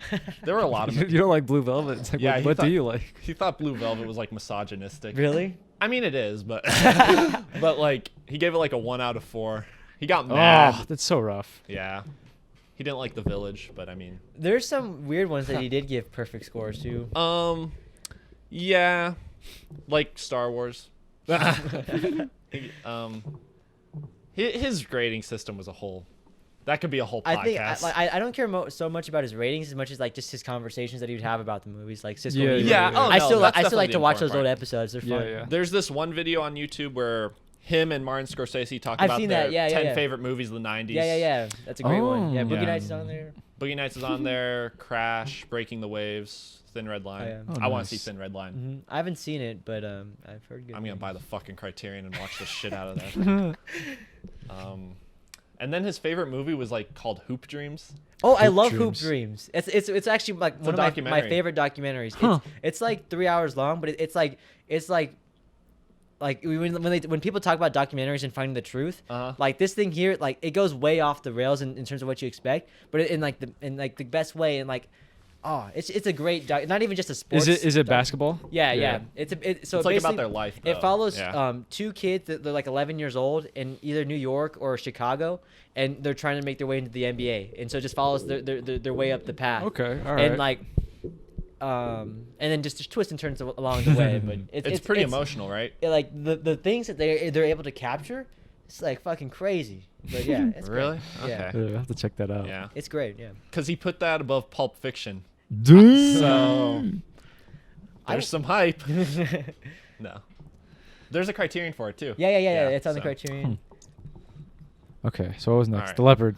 Elijah, you recommended this. Yeah, so I recommended this just because I got it from Christmas. Okay. I'm like, and I know it won the Palme d'Or. Yeah. So I just read this like list on the internet long time ago about like said top best Palme d'Or winners, and it was like 70 movies in there, and they put this one at whoever wrote the article put this at number 2. Oh, wow. And I just saw the picture. It was a picture from the ballroom scene, and I'm like, wow, that looks really really cool. So then for Christmas I got it, and it's like, okay, let's talk about this. I had no like background really on like the director. Visconti, right? Yeah. He did like maybe 10 or 15 movies. I've heard of him. I don't think I've seen anything from him. Luchino Visconti. I haven't seen any Burt. I've only seen one other Burt Lancaster film. That's almost like a name that's like so popular, but like our generation it's in the zeitgeist. Our generation doesn't really see his movies. No, I haven't. This is the first one I think I've seen. So you guys watched the 3-hour one, right? Yeah, it was 3 hours and 6 minutes. Yeah. Okay. Because there's a version that's. I saw there's like multiple cuts or whatever. So basically, there was the 205-minute version. Visconti said they could have cut some stuff out. His version's the 3-hour one. And then when it got to America, they're like, okay, we're going to fucking take out like 25 minutes of this. And he was really mad about that. He's like, this isn't my movie. And it's in English too. There's a dub for it. Man. But you hear Burt Lancaster's voice. Oh, really? And then the Criterion, it comes with that too. Oh, the 161 version. So I might watch it one day, but it's like the 3-hour version. It's a big, lot of time to invest as well. So, what'd you guys think? I'm glad I watched it. I probably won't ever revisit it. Yeah. Really? Like Okay. no, it was like genuine, like visually, like striking, like beautiful. Oh yeah. Yeah. Like I really like the stylistic choice to have it almost painterly, but have the camera move around. Like there's things Yeah. where the actors are frozen and then it just moves around them. There's one of my favorite Korean directors, Park Chan-wook, does that a lot too. Oh, okay. And so Old Boy. Yeah, Old Boy. And but so like there's certain things like that, and then narratively, like I was actually thinking about it today while I was at work, and like now I think of like the first 2 hours as the lead up into like the last hour, the ballroom scene. Yeah. And then to me, I'm like, okay, that makes more sense. I didn't really get where it was going for a long time. Yeah, me neither. Yeah, I was a little bit. I actually don't remember a lot about the plot, Well, which is kind of weird. Mm-hmm. I think also the length with the plot, it's hard to. It's definitely like one of those like 1950s, 1960s epics. Yeah. That almost is just like kind of fluff. But Yeah, a I lot don't of mean it that is- in a bad way. No, though. yeah, totally. But it's like there's a lot of stuff in there that if this movie was made like 40, 50 years later, it'd be like 2 hours, Yeah, Yeah, two and a half I agree. hours. Yeah. But I don't think that makes it a bad movie. I think it just makes us like, we're not bad viewers, but we need to be better almost. I wish I had, We're not good enough to watch this movie. No, I do feel that though, like, cause like I wish I watched this on a day off or whatever, cause I came home from work and I'm kind of tired, and so I'm trying to focus on this thing, you know. Yeah. Yeah, there's a few parts where it lost me in the beginning, where I was like, I just started thinking about someone else. I was like, oh shit. I You gotta have watch the to be movie. like, I almost feel too, you got to be like up to date on like 19th century Italian history. Well, Yeah, this, yeah. this feels like a very Italian like film, like Oh, about yeah. like in terms of history and stuff like that. It's based on a book. Oh, the yeah, book yeah. was like popular as fuck. I read something Burt Lancaster said he bought like 10, 11 copies of it, gave it to like all his Oh friends. shit.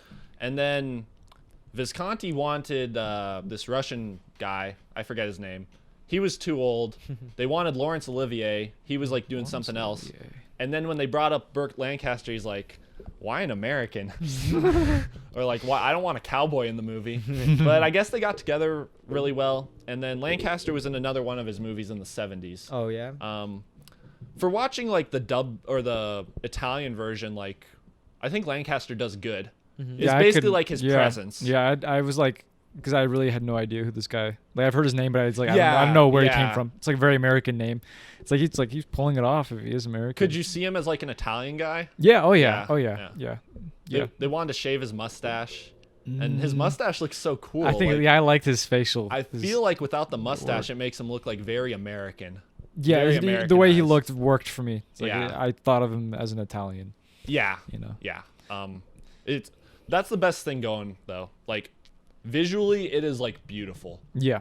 and everything about it has like such a big scope. Like that fucking battle I was It's gonna sequence. say, huge, though, yeah, that sequence was so impressive. That reminded me of like scenes from Andrei Rublev. Yeah, exactly. Where it's like almost like showing shit into the distance. yeah, just how far away the camera was. Yes, yes. And then everyone's like all in these fucking red uniforms.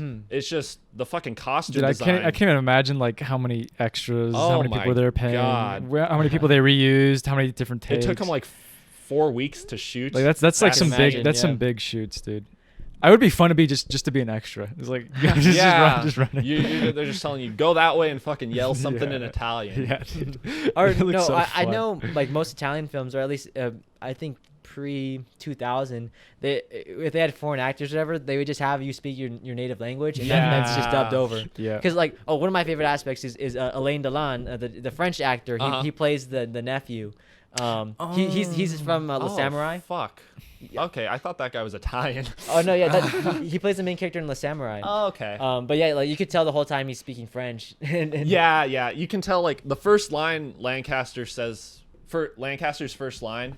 I read the subtitles and I'm like, yeah, he's saying that. Yeah, like there's no dispute about that.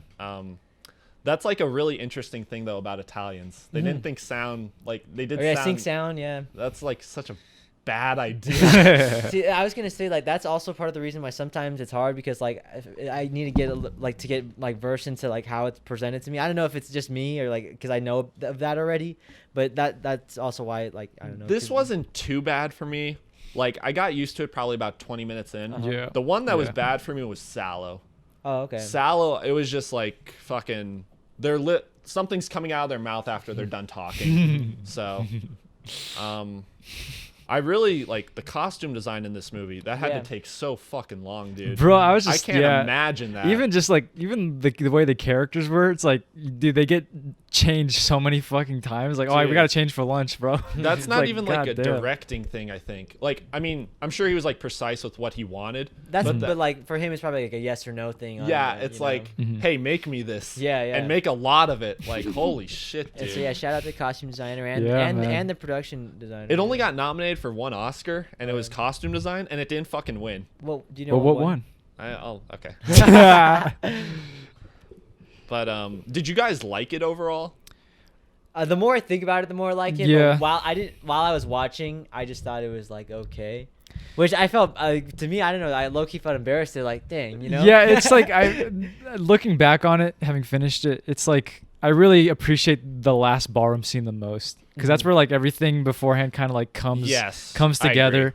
It's like that's like the real movie's the ballroom scene. Yeah. Yeah, 100%. That's the hype. Yeah. Because that seems filmed like beautifully. Yeah, it's great. I mean, like even just like what the main character's going through, he's really starting to feel like he's getting old, right? Yes. And it's like he gets to like recapture his youth a little bit. It's like just all that theme, like everything about what they hint at the beginning really comes to a close there. Mm-hmm. I really like that aspect of it. But like building up to it was just like this is just like I don't know how to describe history. Yeah, it's like Italian history. Yeah, and see, like for me, like sometimes, like because like I just let the shots carry me because it was beautiful, like just everything, and there's a lot of just wides. Just great and stage stuff, and like I was saying before about just having like the actors don't even move; it's just show you just painterly.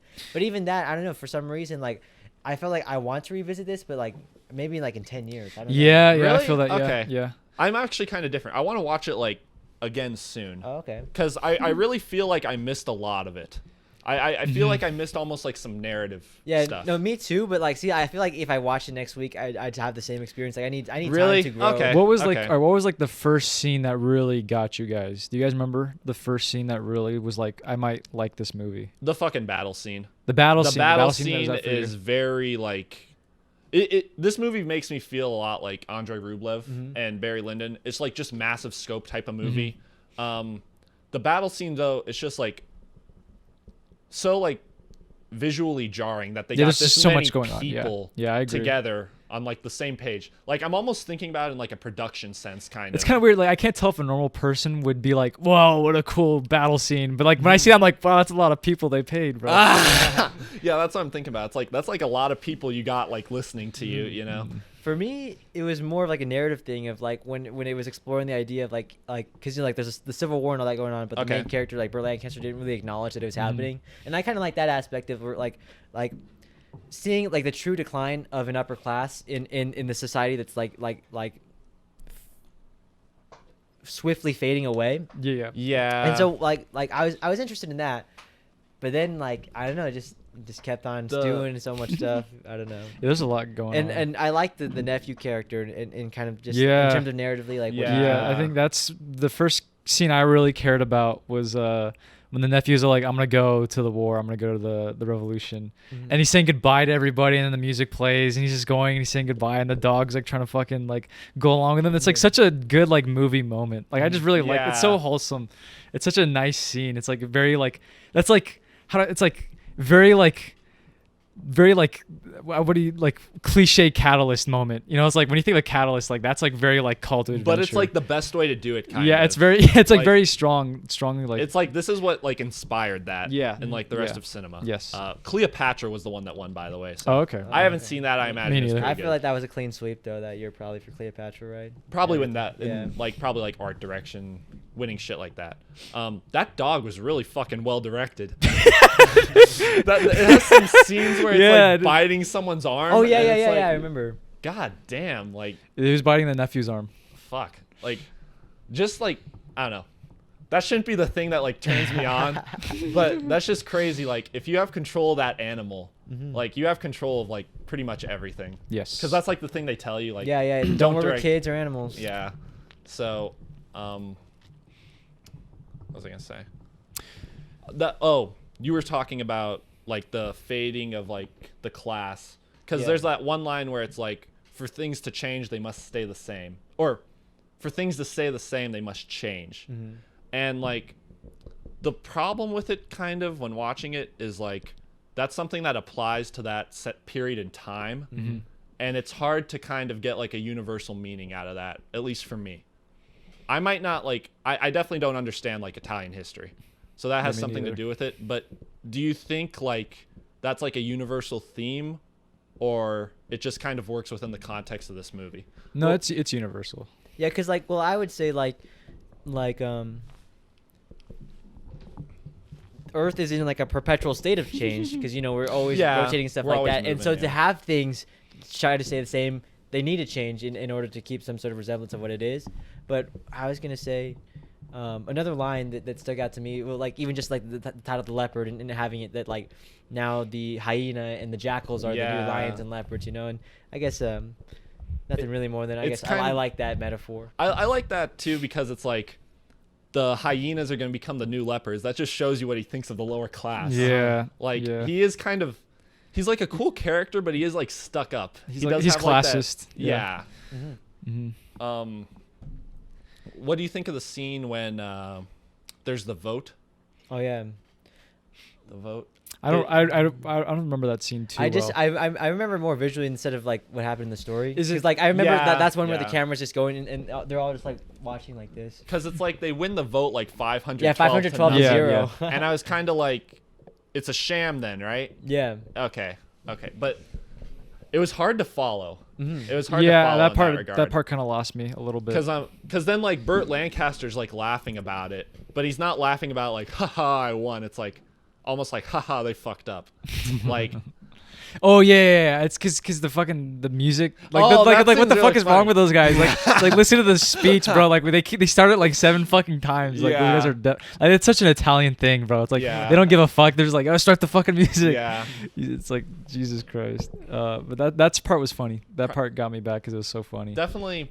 The emotional stuff for me is the ballroom scene, because I almost wish the film was more about like mortality. Yeah, that's what really got me back in the when he's looking at that painting and he just kind of like, I think there's like a close-up, or I don't know if it's a close-up, but you see the painting and it's basically like these people attending to this guy dying, and then I think it's a close-up on Lancaster, and it's just like you see so much emotion in his face. It's like he realizes like, well, I think it's like the inevitable realization of the upper class when they're falling is that like it's all just a farce in the first place, you know. It's both of those things. It's like the upper class is falling, but I'm also gonna like I'm dying. Yeah. And then when he dances with the nephew's fiance, yes, the fiance, that scene's really beautiful. Yeah, I love that scene. Yeah, that scene was awesome. I want to watch like the ballroom scene again, just because like that's definitely the best scene. Yeah, because you already have the context. You can go into the ballroom scene. But I also want to watch like the whole movie again, because like the whole movie's basically just like nephew gets engaged. What else happened? That's the most interesting. Before the ballroom scene, the nephew getting engaged was really the parts that I was most engaged in. Like, fuck, dude. Like, even when you first meet his like future fiance, when she enters the room, it's like, I wonder if she's cute. And she enters, is like fucking drop dead, hot as fuck. Yeah. It's like, like you get all the air. Yeah, dude. The air just gets sucked out of the room. Everybody's just like fucking the little kid is just like, oh, they're just looking at her. They're just looking at her. It's like, holy shit. And then you see what's her face, the daughter's reaction first, and she's like, oh shit, dude, I can't compete with this. Yeah, no. She's just like, oh fuck. And then that part was great. I love that part. Also, I don't know, maybe it makes sense for maybe in the past or whatever, but then they're cousins, right? They're cousins. Yeah. So it's a little like, I was wondering about that as like nephew, daughter. I was like, it's a little too I was kinky. thinking that maybe they just call him nephew, but no, yeah. I mean, and they say it later. It's like too many marriages are between cousins nowadays. Yeah. And then there's all the people seeing. Oh, is he going for? Really? Hey. That's a dog. Yeah, he's like that sometimes. Hopefully he doesn't knock anything over. Or podcast over. Yeah, it's weird because like it's a 3-hour movie and like it's very well praised. Yet I don't have much to say about it. That's what I was gonna say. Like, I don't know what. Like, it seems like there should be more. I know. I'm like, I saw this. It's like, okay, 3-hour movie that won the Palme d'Or. Okay, we're gonna like have plenty of stuff to talk about. Rich it's really just more like admiration for it, and like for me, it's like ignorance. Like I almost feel like I'm too ignorant to watch this. Yeah, honestly, like that's probably like why I don't want to talk because it's gonna show like I don't know anything. I mean, that's alright, but I can see some like some Godfather influences from this. I was gonna say that exactly. Yeah. It's like the Godfather was trying to go for this, but like this did it way bigger, right? Like there's a lot of scenes in the Godfather. There's like a lot of like family get-togethers and stuff like that. But like the Leopard did it so big. Like that ballroom scene is huge. Like there's so many fucking people there. It's like just lots of get-togethers, people, families getting together, lots of family. Everybody's dressed up always. Like I don't even think you see a single person in a t-shirt. No, you are totally, everybody's dressed up. You are totally immersed in that time frame. Yeah. And I was gonna say like it's like cinematography-wise, especially this Godfather 2 when he goes back to Italy. Yes, like, very similar. It looks very similar. Yeah. Very, very. Oh yeah, like near the beginning of Godfather 2. Yeah. It wouldn't surprise me if they even used some of the same like locations or anything. They filmed so it in Sicily. Okay. Yeah. Yeah, I don't know. I don't know too much about. It's almost like what the Godfather is for like plot. This is for like fucking costume design. Yeah. Yeah. Like that ballroom scene. I think about that ballroom scene, just like when they're dancing and you see, because they all got these like big ass fucking. I don't dresses, know. The bell, I don't even know what you call it. And just when like the girls twirl, like the dress twirls too, and it's just something like you see it and it's just like, it's so cool. It's like playing with a fucking fidget spinner. Like you see it and it's just satisfying. Like that is one thing I did kind of notice though. Like it looks very beautiful. Like it's filmed in Technicolor and all that. Yeah. But you can tell like where the light source comes from. Yes, some shots. It's definitely not naturally lit. Yeah. Like I was watching something on the Criterion. I only watched like one of the interviews, but the guy said like they naturally lit it with like candles from the chandeliers. Oh. But I don't think so. No. Like think about it. Like Barry Lyndon, that's naturally lit. That now is like 15 years later or 10 years. They were able because of that NASA lens. Yeah. But like Barry Lyndon has like such a different look. And even when it opens up all the way, it's still a dark shot. That's true. That is true. But they definitely like in those interior scenes, those aren't artificial. That is artificial light. Like also too, if you notice when they're in the ballroom scene, they never like show a shot of like the roof or anything. Yeah. Because that's where the lights are, I think. It wouldn't surprise me. So. Oh, that was one thing. Because there's like the candles in there. Because of the lights, the candles kept melting. So like they'd do a scene, and then every 20 minutes or so they'd have to fucking redo the candles. It's a lot of fucking. That'd candles. Be so tedious. The budget for this movie was probably insane. It was like $5 million. What? Which was a lot back then, though. It was. Yeah, I guess. lot. Yeah, true. But I mean, you could buy like a fucking Coke for like a nickel back then. It's not like the fucking Tenet budget, or it feels like it should have like the Tenet budget or something. Yeah. Well, it'd be the equivalent, right? Like, yeah. Whatever $5 million is worth. Adjusted for inflation. Well, I don't know. I'll look it up, but yeah. I don't. It'd be like modest. It'd be like 60 or 70. It would still be a big budget movie. Yeah. It fucking. Well, maybe it's because the shooting on location. You know, they didn't have to really build. Yeah, they were shooting in like real places and stuff. I would think a lot of it had to go to the costumes though. Yeah. It was filmed in Technicolor. The fucking production company that like put the film out like went bankrupt because of it, or something like that. Would you recommend this movie to people? Maybe to other film students. That's Film it. students. I would recommend it to somebody who is interested in like Italian History. stuff, history, or like big budget sequences. I guess epics if they like really epics, big sequences. I'd agree. Definitely film students. I think film students should watch this movie. Yeah. It's a very like, I don't even know if intelligence the word, because it's just we don't have the context for it, kind of.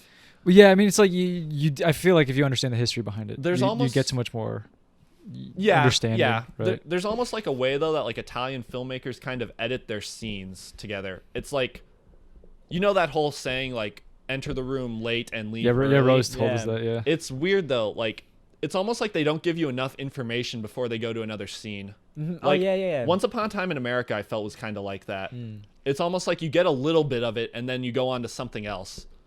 And I don't know if that's like, I haven't seen a lot of Fellini. I don't know now if he that you does it. say that does like It's like an Italian trademark thing. thing. They fucking like they leave it way too early almost. I was gonna say too, like it's I don't know if this is true or not, but I read something where it's like it's Martin Scorsese's favorite movie. Really? Whoa. Isn't that weird to think? Yeah. Like, and I mean, just because it's his favorite movie doesn't mean it has to be everyone else's. But it's like It makes you think. He probably saw it in the theater, you know. Yeah. True. I mean, if I saw it in the theater too. I mean, did you guys take any breaks when you watched it? No. Not even to like piss or anything. No, I did. My cousin came pick up some stuff.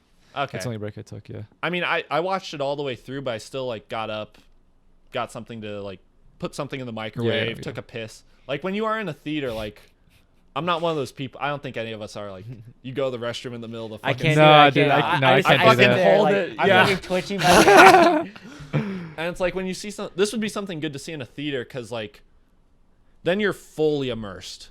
Like this is something where you almost have to watch it with like no distractions. No distractions at Yeah, all. I agree. Yeah. There's a lot of stuff that was trying to distract me. Because there's a lot going on in it. Yeah. And it is kind of a simple story, but there's like it's a lot of world building. Yes. There's a lot of world stuff in here. They're really like they imply a lot of relationships that they never get into. It's like, oh, I know this guy. It's like, okay. Like when the mayor comes and they talk about yeah. it, he wants him to get involved in politics, but he's like, I can't. Yeah. Or like, I don't want to, basically. And then he tell the whole leopard and lion speech. I love that because I was wondering about that. Like, why is it called the leopard? Yeah. And then that seems like, okay, I get it now.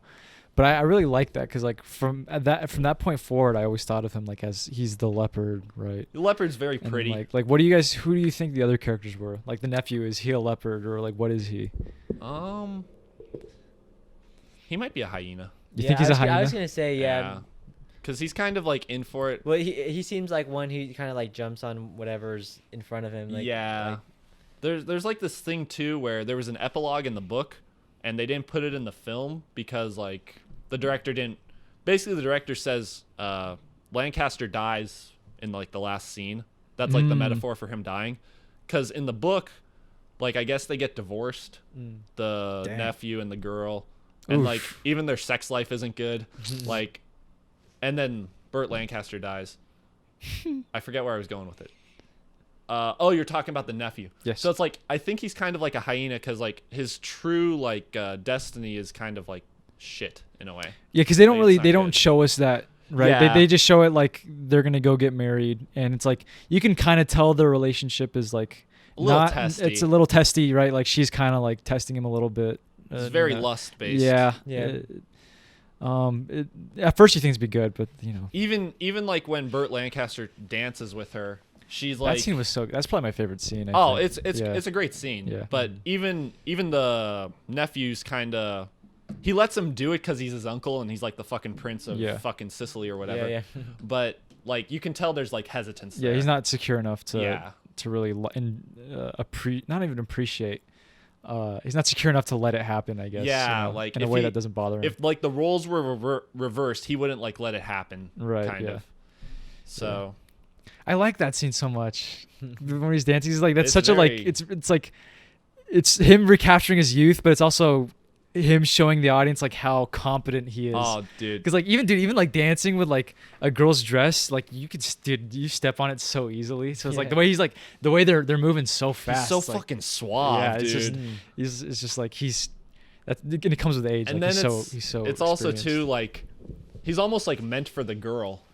And she's like meant for him. Yeah. Like I thought about that too. Yeah, I was thinking Roger that. Ebert review. He kind of like analyzes it for a paragraph or two, and like the way he like talked about it made me appreciate it more. He basically says like it's like all a metaphor for him dying right there. Yes. And like this is the one moment he can have with her before basically like the fucking social class rots away. She gets old and ugly, and he gets dead. Yeah. And it's like. Really a good metaphor. Read the Roger Ebert review. Yeah. It might make you appreciate it a little bit more. It made me appreciate it a little bit more. I definitely want to see it again. because I definitely didn't pick up everything. I didn't come close to picking up everything in there. Right. I almost need to like read up to like the Wikipedia on like Sicily or something. Yeah. Are any of you guys writing anything for the Brendan Filmmakers Award? Did you get the email? Yeah. I didn't read it yet. Oh, it's just a reminder. I don't know. I'm not writing. I'm not writing for it. Oh God. Oh boy. Did you hear about that, Anthony? Oh yeah. I wanted to do it, but I just writing a feature in like 2 months is rough. That's rough. It's possible, but it's hard. Yeah, it's rough. I'm not gonna read all that. $25,000 though. I'm not gonna read all that. What? Yeah. What would you guys make with the? Or well, wait. What would you guys give the Leopard? Then we can. Okay. What would I give it? Like the barroom scene? Or not unless you guys have anything else to say about it. Let me think. Do I have anything else to say? Yeah, think about that for. I definitely want to. I do want to watch it again. This is like a good movie to watch with grandma. This is a grandma movie. Yeah, this is a grandma movie. If it doesn't put her to sleep, she'll be like, "That was really nice." I guess I'd give it a 7. 7 out of 10. Yeah, that's not too bad. Like, I feel this movie's actually like an A+, but I really am not just like. It's just for me. It's I don't feel it. I wouldn't give it an A+ because I don't like feel it. Yeah. But it's definitely like up there. Yeah. It's like definitely a good movie. Probably a great movie, honestly. What were you gonna say? I was just gonna say like it's just the first like 2/3 for me. I mean, it's like the first 2 acts. You know, it's like 2 hours. 2 hours. Yeah, the first 2 hours. It's like the scenes that really worked for me the first 2 hours were like I said, when the nephew's like, I'm leaving, I just like that scene so much. I like stuff like that. Yeah. Or like somebody's leaving to go on an adventure. The war scenes were pretty entertaining. The scene where they meet the daughter was pretty good. I like that scene a lot. There's that whole like kitchen table too. The kitchen She table. laughs at like the raunchy joke, and everyone just leaves. Yeah, dude, she's like really laughing at it. I was like, damn, that's so awkward. And then after that scene, it kind of lost me a bit. There's a few good moments. There's the whole thing with the fake voting. Yeah, the fake voting. That part was funny, right? And then the ballroom scene, I really liked that most of that sequence. I feel that might be one of the reasons why people really like suck this movie's dick. Yeah. They like the ballroom scene. I do think though the whole thing does tie together well. It's just like you almost need to like take notes when you're watching this. Yeah. It is. Yeah, this is fucking like you watch this in film 110 or something. Yeah. Everyone would be like, ugh. I can imagine that. We need to find a costume designer as dedicated as the one on the left. Oh man. Well, I mean, how about as rich? Oh, dude. Either or. Yeah. What would you give it, Norby? I would give this. Like if a student gave this to me, that's how I like to think about it. That's just always funny. You say that and it just cracks me up. I mean, if the like I'm thinking about it, it's like because a student gave this to me, it's like I could tell this is really well thought out. It's like they really thought out the world. They did their research. I'm assuming. I can't fact check it. I can't fact check it, but it's gonna take too long. Yeah. All right, so I'm like, all right, I'm gonna take your word for it that this is accurate to the history, right? A lot of this flew over my head because I'm not knowledgeable of it. That's not bad. That just means that's on me. Yeah. That's on me. I should do the research. The emotional connection thing, though, that is like, it took me a while. Yeah, in terms of like narrative, it's very simple. It's more like world building than it is narrative. Yeah. It's like there's only like because like there's a lot of shots where it is like fluff, like you were saying earlier. Like I was thinking about it, it's like there's a lot of like, but it's almost like it's fluff, but it's like I get it. It's to build the world. It's like to see all how grand everything is. Yeah, that's why I call it like painterly, because it feels like I'm looking at a painting where like I gotta look at this for a while before I really even like fucking like appreciate what's going on here. I'd put it in there with like Barry Lyndon and Andrei Rublev. I do like those more than I like I put the scope. Mm-hmm. The scope is what does it, because the narrative is basically just like, it's not vignettes, but it's like they're kind of made like that. Yeah. Where it's like you get the thing with the votes, then you get the thing where the mayor comes, and it's just almost like things that happened in this guy's life, and they feel like they're supposed to tie together, but I just didn't get how. Yeah. That's the narrative was so like what's the word? Like foggy almost, you know. It's not super clear what's happening, and there's some parts where it loses me. But the ballroom scene is like, it's pretty well put together. Like that's like, it's great. To me, that's like a 9.5. But the first like the first 2 acts is like, It's like definitely. I don't know if that's what you wanted to go for in this. If you wanted it to feel like this, then like good job, you got it. It's so slow. But for me, it's like I would give it like, I don't know, like a D+ for like the first 2/3. So I don't know. Like somewhere cool. between like a B- maybe, altogether. Okay. Altogether, yeah. I'd give it like an 8 out of 10. 8 out of 10 on like the scale I give it. Yeah. That might be being a little generous considering like I don't get like. I mean, that's basically what I got it like. But like still, it's very. Or well, my 8 out of 10 is different though. What's your 8 out of 10? Is that like a C? My 8 out of 10 is like a B+, A-. Oh, okay. But like I think it's weird. It's really weird because like I respect this movie so much. Like it's going for like some fucking like big brain ideas, and it fucking looks amazing. It's just like I know jack shit about fucking Italy. Maybe you need to be old and dying to really It appreciate it. feels like a person that like is cool and everyone's cool with, but like you just don't vibe with them, and like that's how. Yeah, I get that. Okay, maybe I'll stick with 8 out of 10. Yeah, that's probably. I think it deserves it. It definitely should get talked about more though. Like on IMDb, it only has like 20,000 views. Mm-hmm. Oh. And like for Martin Scorsese's favorite movie, like yeah, he's got to fucking promote that shit. That's what you have an Instagram for. So I'm glad I watched it. I'll watch it again. I'll definitely watch it again. All right. I wish I had more of an emotional connection, but yeah, me too. I don't know. Maybe this movie grows on you. It's definitely fucking like high-end filmmaking. Yeah. So, alrighty. And then Graveyard of Honor, 2002. Shit. So this movie came out in 2002. Apparently, it's supposed to be like not a remake of another movie, but it's like because I read some more on it. It's like a reimagining. So it is like a remake, but and it's based on a true story, right? Is it based on a true story? It's based on a real person. Yeah. Yeah. Oh, that's badass. I didn't know that. Oh, I had no idea. I feel bad for whoever was around that. That puts it in a different context. Fuck, dude. But yeah, it was there are parts of it that I really, really enjoyed, and then some parts where it loses me. But, really? I mean, yeah, a few parts.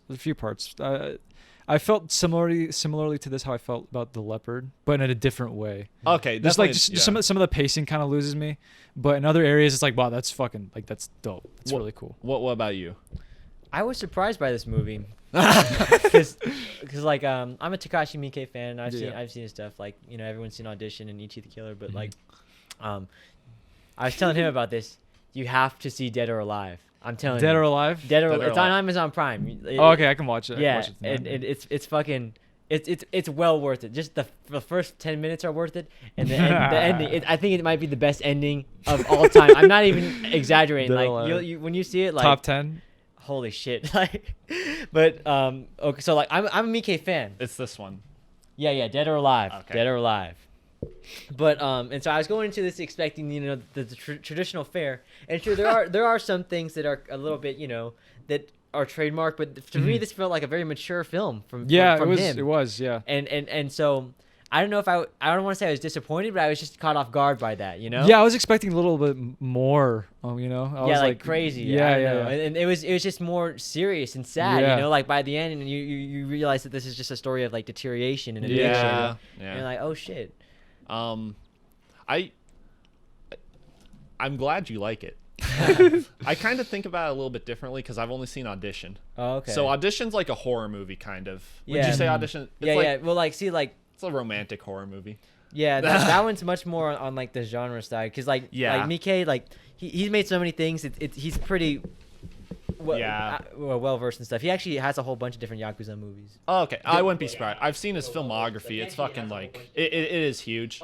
Audition and Ichi are the ones that seem to get most of the. I want to see Citizen Q. I heard that one's like that one's supposed to be even good. more fucked up than Audition or Ichi the Killer. Okay. But I haven't seen that yet. That was also I wanted to put that on the list too. I was very surprised by this movie. I was like.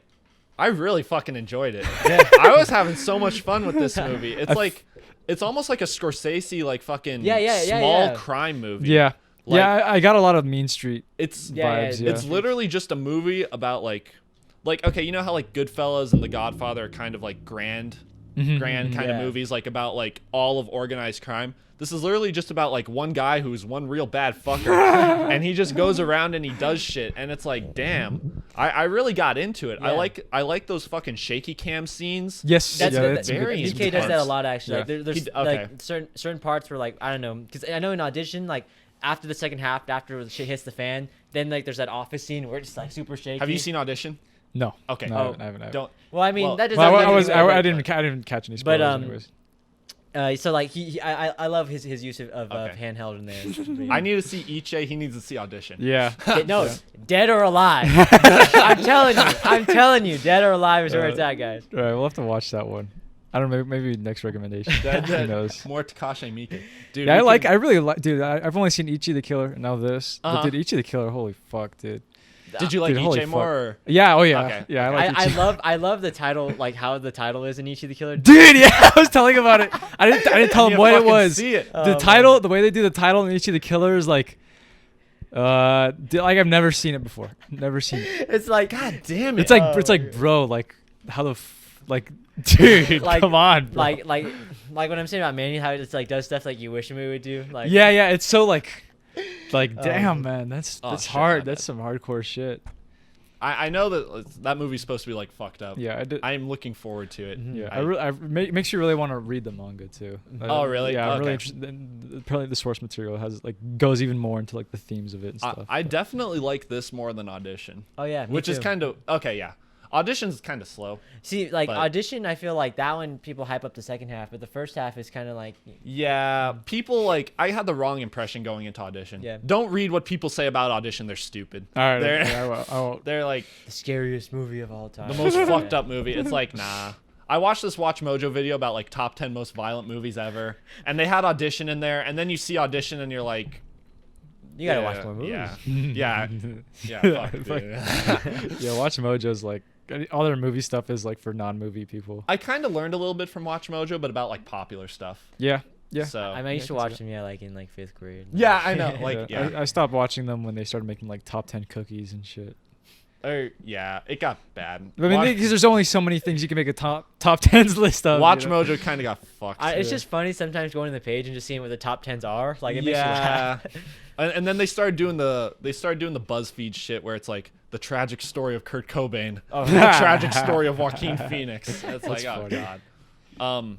This movie though has so much energy though, and the fucking violence is awesome. Dude. The violence is good. I like Dude, the violence. In oh this. my god. Yeah. There's a few scenes where the violence is like, they obviously kind of fucked up in like the editing or whatever. Like the first, when he escapes the prison and he goes like that to the guy. Yeah. He goes like that, and then like 2 seconds later, it's like.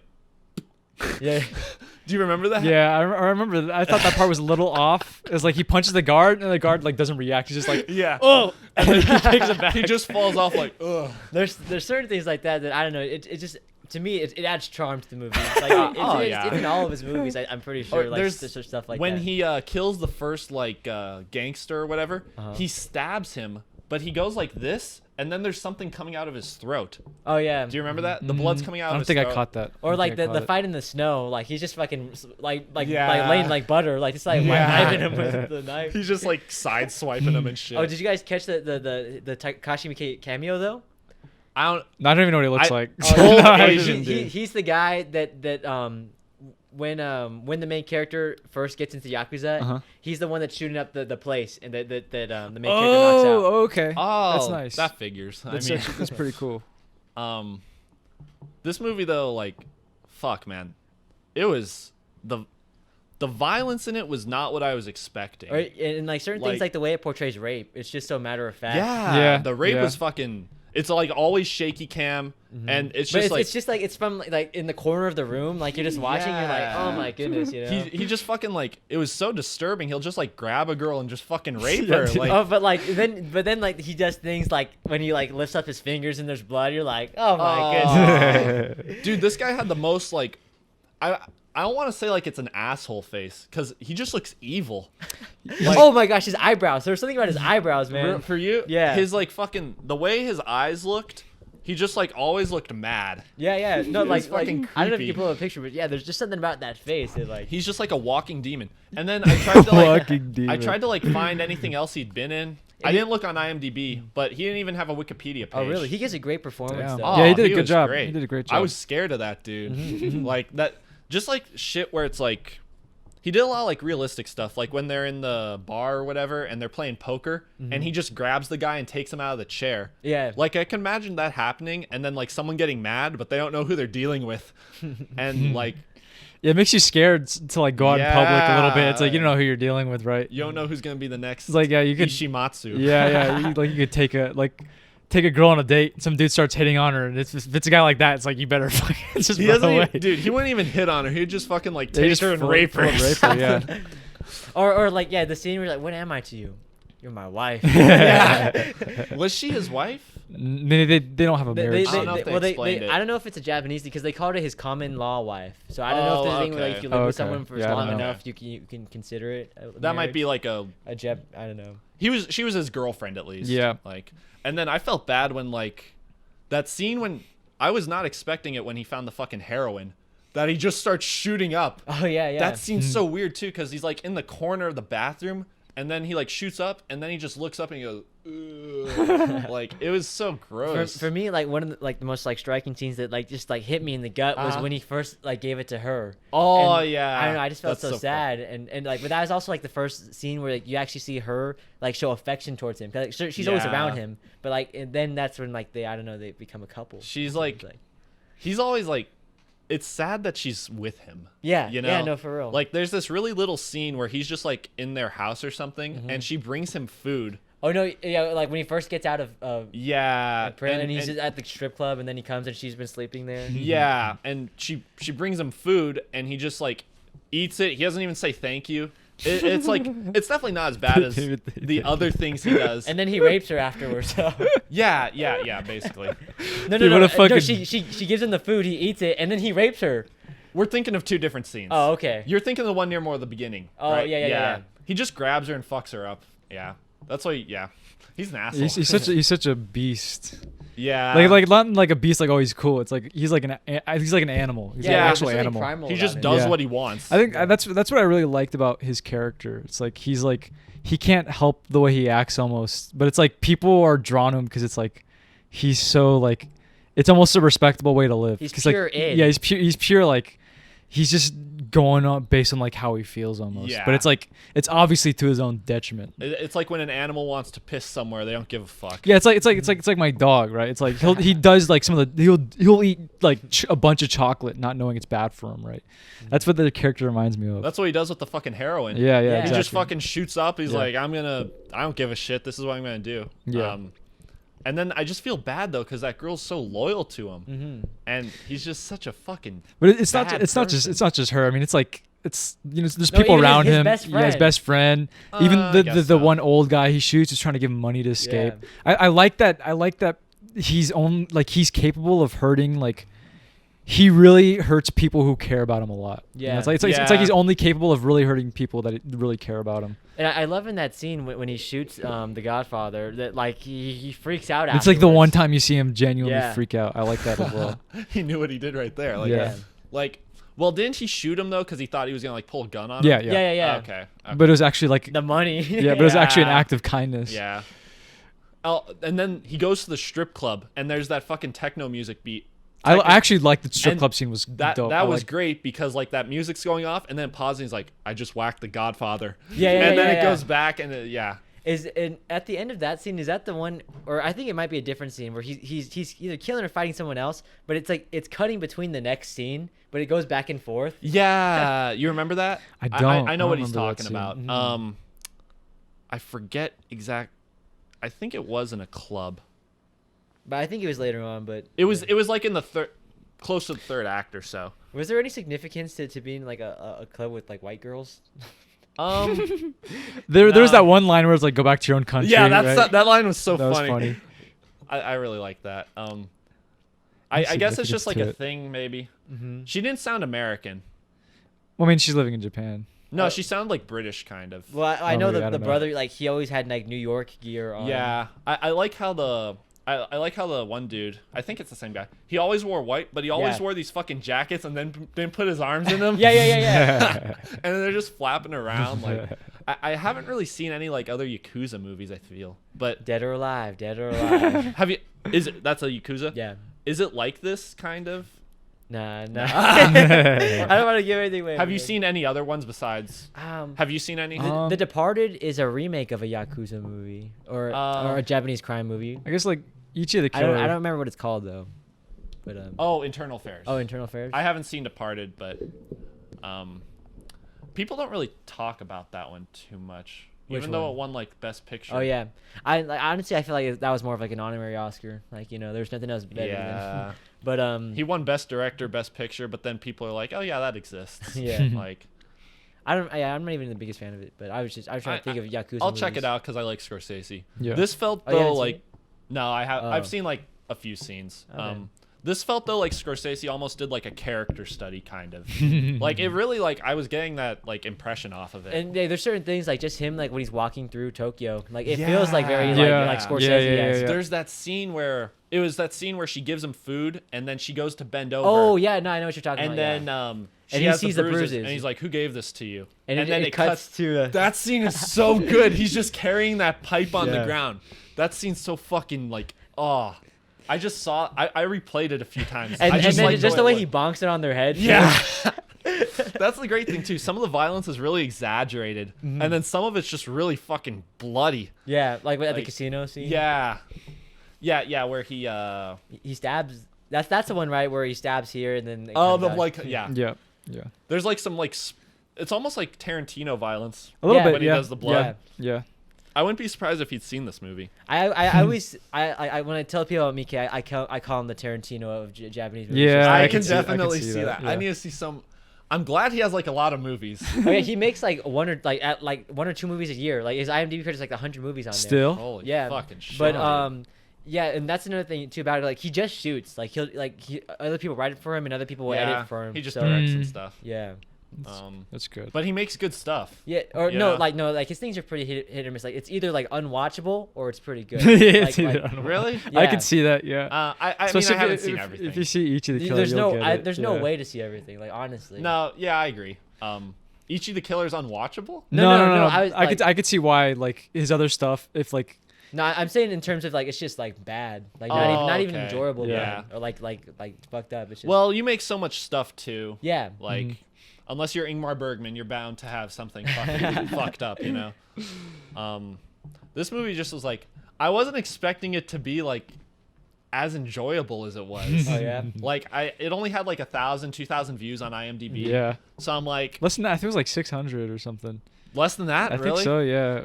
I remember that's one reason why I thought it was so interesting. You like the poster. I like the poster. Dude, I like the opening image too, where he's like the opening and closing image where he's jumping off of the blanket. Oh yeah. How the fuck that's really they do so that? cool. Oh, I know. Yeah. That like does not look contrived. Yeah, it looks awesome. Like it looks so cool when he's like a fucking bird up there, but it looks like, in a way, like I almost feel his character doesn't deserve that type of like treatment. But it's a really cool visual. Like him just standing on the fucking like something that's like as long as this like chair leg or something. Yeah. And there's the wind blowing, and I guess that scene's in the original one too. And they said what they did was the stuntman jumped from a 4-story building onto a gymnastics mat with cardboard boxes. Yeah, that makes. Would you do that? Right. I wouldn't fucking do that. Why not? That sounds fun. I don't know. I'm a bit of a pussy, and I'm kind of scared of heights. But like that scene looks so good, and then he jumps, and then there's like, it's like exaggerated, but there's all that blood. Yeah. Yeah. Yeah, I remember that. Yeah, that part was cool. I thought he lived for a second. I was like, did he? Yeah. Did he land in a paint bucket? Or something? Well, he actually did. Or no, wait. Oh no, he died. No, he died. That's where he he kills himself. Yeah, he died. Yeah, he died. So. I almost wish he held onto the blanket as he fell. I want to see it fly. That would have been like some Batman shit. Yeah, I wanted to see it. I do like that ending for his character. No, it's good. Yeah, it's like it's not that I don't know. It's like he wants to be free in a way. It's like he does so much to escape, and like it's like his real escape is through death. The only thing I don't like about it is like he's such a dick and such an asshole, and he has like no morals. But now he's like almost trying to be like he's like trying to be like above that. I don't think like he warrants to be above that.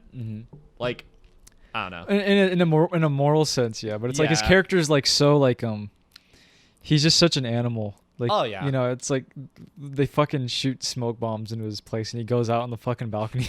I have no more bullets. That's such And then he gets his flag and starts waving. Dude, that scene felt so Japanese to me. I love that scene. It's like so bizarre. I love that He part. tried to pretend he wouldn't look at him and then shoot at Yeah. the cops. Yeah. These all different guns. I'm really glad you recommended this because I probably wouldn't have watched it on my own just because it doesn't have a lot of views or anything. Yeah. Even though Takashi Miike did it, like, it makes me want to see more of his stuff. Yeah, and I know some of it's bad, but God, it's weird to think too that he made Audition. Yeah. Like Audition's such a different movie, dude. Is it really? You'll know what. Yeah, I don't know what Iche's like. Iche, there's some similarities between this and Iche. I would say that like tonally, there's certain things that are pretty similar, but like Iche is more like it feels more like something from a manga. Yeah. Oh yeah. Audition. 100%. Yeah. Okay. 100%. Yeah. It Feels like it was adapted, kind Yeah. of. Yeah. Yeah. It feels like it would be an anime, like. Yeah. Oh, okay. Yeah. Even- Oh yeah. even 100%. just the Yeah. way- It does feel even like. just the way it's filmed. Yeah. There's a Okay. lot of Yeah. There's a lot of like. There's some certain costume scenes in Ichi the Killer that I are was just gonna like say, yeah. there's like some scenes where it's like that you never see ever again, but it's like what the fuck. What the fuck. It's so fun though. It's just it's such a serious fun movie. I don't know how else to describe And it. I like that. Like, and I feel like in other people's work it doesn't work, but I like how in his stuff, like, it's just in one scene and never. Like, Yeah, and it never again. pops up again. Yeah. But it works. I was gonna like. I know we were talking about like the Italian films, but this one felt like to another degree in terms of like going in and out of scenes, like just the way it like constructs the narrative. Okay. Like, I think about like just. Getting into the perception, like I didn't realize that was him at first. When he first joins the Yakuza, that he's working. Yeah, I didn't realize that either. Yeah. Yeah, I didn't It's like either. a quick like. It's not even. There's no introduction to Yeah. it. Yeah. You just jump into it. Mhm. You know.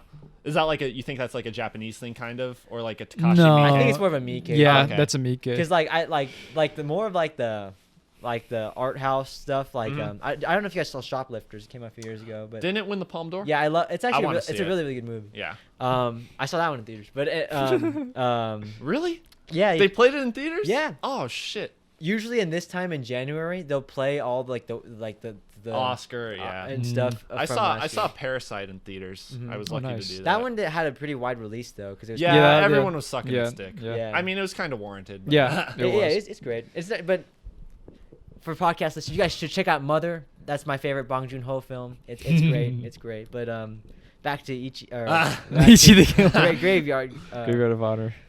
What was I gonna say? No, but it feels more like a Miike thing. Just Oh, okay. I'll check out Iche soon and Dead or Alive. Yeah, you're gonna have to talk to somebody about Ichi the Killer. Yeah, it You're, sounds like you it. have to.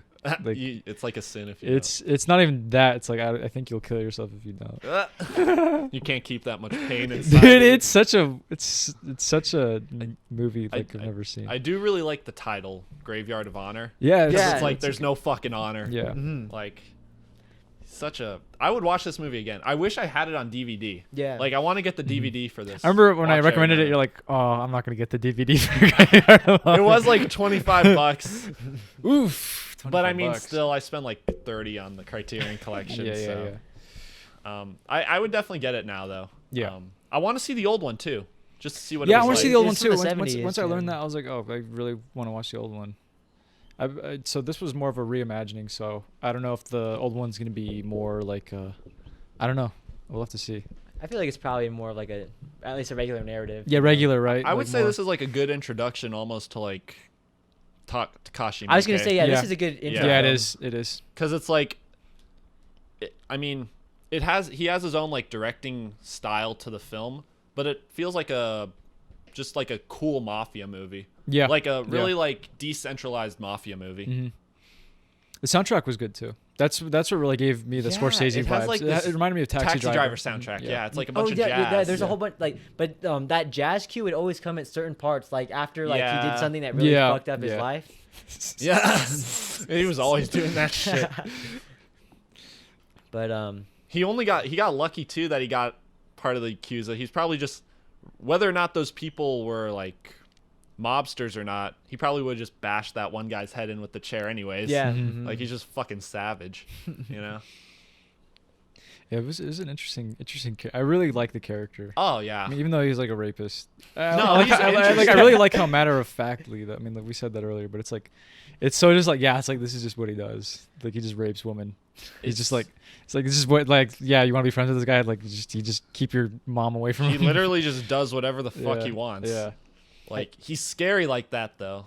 Like a lot of characters in movies, it's like they're supposed to do whatever they want, but they actually don't. Mm-hmm. And this movie like takes it to an extreme. No, Yeah. yeah. Like he really just does whatever the fuck he wants. I love the scene when he shoots up, and I think he's just by himself in the apartment, but he just starts shooting at the ceiling. Dude, that part was good. That part was good. Yeah. Remember when he like his body just starts twitching and shit? Yeah. Yeah, I like the music they chose for that That's so scene. fucking It was crazy. like that was really just like that was a lot of fun. Because I was thinking that I was like, oh, get the gun, start shooting it, and he No, does, but, and I was like, he yes. crawls around to where every gun is hidden. Like there's just one behind every corner. Yeah. She's He's like Just the way prepared it's for staged it. is great. Or it's like that scene near the end where he walks through this like abandoned place and his like girlfriend's at the bottom and there's a bunch of fucking heroin and guns in there. Oh shit, man. I'm glad I don't know of anyone like this person. He was scary. Yeah. He really is a scary person. What'd you think of the girlfriend's like death? Did she die? They kind of yeah, they she kind of paint OD'd, it as like a think. death. She like slumps over in the chair. It could have been.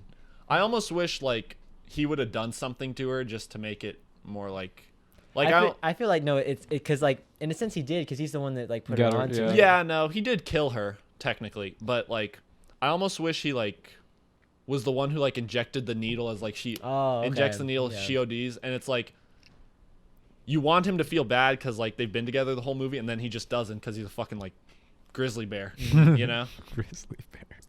Yeah, what type of animal would he be? Oh man. I'd say like a fucking like he's a hyena. Yeah. Hyena's not Yeah. bad. Hyena's not bad. yeah. I just looked up Takashi Miike, the last film he just made, and this is it right here. Oh my god. Okay, yeah, no. So he's a pretty eclectic filmmaker. He's probably got like a good name for himself though in Japan. Oh yeah, 100%. They're like, most I was definitely. actually thinking about that. Like, how does the Japanese censors work? Because like with like I don't think they have. No, they're much better. Like they have like little kids watching shit with like tons of fan service and shit. They grow up with it. Well, yeah. I mean, I know like in Russia, a lot of the European countries and shit. Like in Russia, it was hard to get fucking like Andrei Rublev made, and there's like that movie isn't. There's nothing too. It's a little violent, but yeah, it's almost like PG-13 violence. Oh okay, well that's not too bad. I mean, we also have different standards of violence. Right. Like yeah, I mean, yeah. in the '60s, they thought Bonnie and Clyde was violent. yeah. So, Yeah, now it's starting to get really up there. what's the most violent movie you've seen, just like off the top of your head, or say within the past year or two? Most violent movie? Even if it wasn't made in the past year or two. Just to put into perspective like how it's changed. Mandy's pretty violent. Yeah, man. Yeah, but it's almost like But that's not the first thing that comes to your head. Yeah, when you- no, yeah. it's like exaggerated. Yeah. Well, I think it's a of like different type of violence. Irreversible. You know, Irreversible is pretty violent. I think of that scene where they smashed the dude's head in. Yeah. That's what I think Yeah, of. that's pretty gross. I would That's put it. that up there. Maybe. else? Oh fuck! I just thought of one. I feel like I've seen worse than Irreversible though. I definitely. There's also like gross and then just like emotional. Yeah, I was gonna violence. say, because like I saw Antichrist again in November, Oh, but like that one's not really like he hasn't seen it yet. Don't. that one's not like. I want to know your reaction when you see All right, it. all right. I won't say anything then. That is like I showed my girlfriend Antichrist. me too. Oh really? Yeah, we What'd she watched- say? It kind of ruined our day. Oh really? We're good, no, because Oh, you have a. we had a triple feature of Antichrist, Audition, and Enter the Void. Oh my And- gosh. Oh god, dude. And so by the end of the day, you know, we're just kind of out of it. I mean, yeah. Enter the Void is really fucking. That one's sad. Enter the Void's really sad. Antichrist though, it's like I don't really get an emotional response out of it, but I really like the ending. Oh yeah. Yeah. Yeah, don't spoil it. Por favor. No. I had it spoiled. You see, for like me when I too. think of like the most violent stuff I've seen, I don't think of movies. I think of like gore videos and stuff. Yeah. You know what I mean? Like I think of like Porsche Girl actual or violence. something. Yeah, Porsche Girl, or the one with like the congressman that you sent me, or the politician. Oh yeah. There's stuff like that, or even like Run the Gauntlet.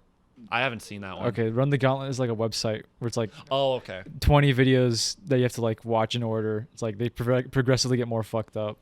Do they get like really bad? Oh yeah, there's some bad ones.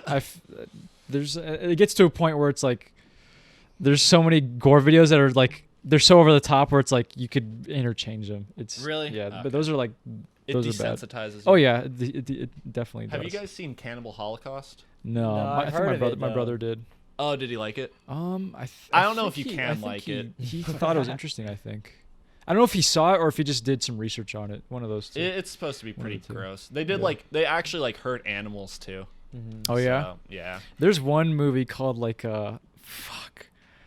House of the Rising Sun or something like that. No, it's some Japanese movie that shows like the experiments they did in like World War II. Oh. It's pretty bad. Is it a documentary or is it like a? It's like I think it's a movie, but it's almost like presented like a documentary almost. I forget. Have you seen Night and Fog, Anthony? Mm-mm.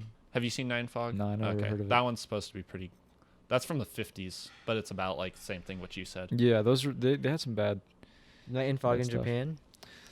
Oh no, the one I'm talking about is from a French guy, Alain Renard. Renard. Just look up Night and Fog. Oh, what the fuck? Is it on IMDb? It's definitely on IMDb. I bought the DVD a few weeks ago. I haven't watched it. It's only 30 minutes long. It's What? this. Let me see. Oh wait. Question mark. It's not showing up on mine. But You might have put a space after. Oh. Let me see. I I'll don't know look why for it's it. not popping Yeah, up that's for you. weird. Maybe you're censored from it. The guy who did Hiroshima Mon Amour did it, Oh, okay. which is kind of weird, because like that's supposed to be like a romance. Fuck, Okay. dude, I really enjoyed Graveyard of Honor. Graveyard of Honor. God. Okay, favorite scene. Just one Um, scene. Favorite scene. Maybe the scene when, yeah, that was one scene when he fucking gets high, then he goes to the white girl club. Oh yeah. And then they find him in there, like they're all naked and shit, and she's trying to smoke a cigarette. And what's he say? God damn. He says something like having fun, or I don't remember. want to have fun. You remember what I'm talking about? I know what you're saying. I don't know what he said though. That's what I was gonna say too. It was like such a, almost like his Dark Night of the Soul comes so early in the movie. Dude, his whole life is a dark night of the soul. Yeah, but doesn't he like reach his like low point so soon? Yeah, his low point is after he kills the old man. Yeah. Well, I mean, it's like yeah. that's the. I would It's say weird. heroin. It's weird. It's like that's the start of the low point, and it gets lower. I'd you say know? once he starts getting into heroin. Yeah, that's probably he's definitely fucked. the lowest. Yeah, he's still so like overpowered though. Oh yeah. Dude, I mean, like Yeah. they're like shooting up, and they're like breaking into his house, and he's like oh, somebody's fucking here. Like, oh yeah. He fucking like he just does it like it's nothing. Bro. Yeah. It's like a stroll in the park, bro. Yeah, It's he's like just taking out the fucking- trash. Yeah. What was your favorite scene? Oh man, fuck. I like the beginning scene when the fucking when the dude comes in there with the fucking 2 pistols and he starts fucking just shooting people. Takashi Miike. I really like that scene. There's so much going on. Have you guys seen that one video that came out recently? It's a bunch of Asian people in a restaurant fucking just fighting. They're just like brawling. No. Dude, it's a real video and it's so fucking good. It's like this is like from a movie scene, bro. They're like it's like 10 people like bah, bah, bah. And one guy picks up a bowl of like boiling fucking like soup and like splashes it and somebody Oh starts my beating the God. shit. Oh man. What the fuck? And there's like some old lady there just crying. It's like Is this on YouTube? I'll get it. It's such a good video. This Dude. on- I love the that. old lady's just like fuck. Dude, I fucking like I saw it pop up multiple times on my Instagram and I like saved it every single time. What about you, Anthony? What's your favorite? Maybe the freak out scene where he shoots into the ceiling. That scene's Okay. good. Yeah, That it's one's another- it's really another good. one. Yeah. And I then agree. once I realized what it was, the same when the guy's shooting in, but I like the end when he knocks him out, and then that's how he joins the Yakuza. I'm like, oh, okay, that's cool. Okay. He was the yeah. guy with the bleach hair. Yeah. Yeah. I like it whenever Japanese do anything with bleached hair characters. I think it's so funny. Like it's so Is it like a Oh stereotype? yeah, a little bit, yeah. They do it a lot over there. The But it's like- haircuts though in this movie though, everyone had something going on. yeah. I like they do some the Japanese they do some really interesting stuff with hair. It's like they have like their whole rockabilly thing over there too. Oh, It's what so the it's so fuck? interesting. They have a lot of American inspiration. Oh yeah, this video. Okay, this video. What the hell, Narby? How do you find this shit? he throws the ball, bro. There's some lady there. Oh no. Oh, Willie. Holy shit, dude. I love that video so much. There's so much going on in it. It's like those people are just running on like pure animal instinct. Fucking yeah. Monkey mode. Monkey mode. They're just going on monkey mode right there. I just love shit like that. Like bar fight scenes. I've lately been having an obsession with like watching like bar fights. Just like real life bar real life. fights. There's a video of a guy who like dissects a bar fight scene because there's like 5 different camera angles. And he's like, so this guy does this and this, and he like gives you the context, and it's like genuinely entertaining. Oh, what the It's fuck? like a weird way for storytelling, but Have you Very seen fun. Memories of Murder? It's a Korean movie. No, Oh, not- that's Bong not- Joon-ho too. yeah, Yeah. There's a really great bar fight scene in there. I'll probably like it. I really like bar fight scenes. But yeah, that scene where he's shooting the ceiling, that was good. Or Yeah. the part where he goes on the balcony was good too. Yeah, that's fucking It's good- crazy. good- It really looks good. like I don't, because there's also like a wide shot of it. Yeah, yeah, And yeah. there's no fucking like nothing there if he falls, dude. He's fucked. Oh god. Yeah, it's very fun. It reminds me a lot of like there's this one anime called GTO. Uh huh. It's like a character who also just like he just does whatever he wants. Oh okay. But it's like a wholesome version of this, where it's Yeah, like he's this in is that not- one he's really weird and crazy, but he's like building people up. And this he's like taking people down with him. Don't show this Whether- one to grandma. Yeah, oh yeah, 100%. I show this to my grandma. I mean, it depends on the grandma. Would your grandma like it? No, but I like to watch things like that with her. Dude, I tried to show my grandma a Good Time one time. How'd that go? Oh, it's not so good.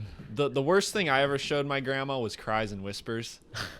She did not I watched like it. Clockwork Orange with my grandma, and yeah, she went Yeah, that one. Cries and Whispers wasn't. That's not a good movie to show to old people. That's just not a good movie to show to old people. Not an old people person movie. Well, it's about dying. Oh, well, dude, what the Yeah. fuck? I probably shouldn't have showed it to her. I hadn't seen it before though, and I'm like, I want to check this out. It was like the second or third Criterion I got. Oh, really? So I'm like, okay, here we go, Grandma. And she's like, oh, this is from the 70s. It looks good. And no. You think anything else about Graveyard Boner? I would recommend it to people. Yeah, I would. I would. It's totally like unknown too. That guy is in other stuff. I found him on IMDb. Okay, good. His name's Yeah. Goro something. Goro. It's a cool name. So, yeah, I'm glad you recommended Yeah, this. me I would too. not have watched it on my own. I really like the soundtrack because it's like Yeah. it was filmed in 2002, and you could tell that it takes place in well, not anymore modern times, but somewhat modern times. Yeah. But the soundtrack, I really like it when soundtracks are able to make a time feel different. Yeah. I really like it when movies do that. Like you feel like it's like they shot it in 2002, but it doesn't feel like. Yeah, it feels like It's this. timeless. It's Yeah. like almost otherworldly Yeah. in a way. I like when movies do that. Mm-hmm. You can definitely see his inspiration from like, I'd say like American cinema. Yeah, there must be. I feel like there's got to be like that. He makes the that soundtrack many feels so movies, too. Taxi Driver. Yeah. Mm-hmm. What would you guys give it? Not unless there's more you want to say. I'm trying to think if I had any straight out problems with it. A few of this action scenes were a little like the effects were kind of shoddy, but it's not a perfect movie. To me, But I don't it's- know. Like yeah, like all that like the effect stuff though. Like I don't know if it's just because I'm well versed in his stuff now, or like it's kind of a given sometimes that there's just hokey stuff you don't know it's meant to be there or not. Yeah. But for me, it's just like what I was saying. Like I guess just the intercutting and stuff like that was a little hard to follow sometimes. Okay. Yeah. And Yeah. like for me, I don't mind stuff like that. But this like here, I don't know. Yeah, there's a few parts where it kind of loses me. Not, I mean, just like in how I guess how it was edited. How they give you information. Yeah. you know? Okay. Yeah. It's very hard to follow on purpose almost. Yeah. So Yeah. like for that, it's like it's hard for me to enjoy it to the fullest. I feel like you have to watch it multiple times Okay. to really. It's like because now you have the context. Like, all right, I get this. I get that.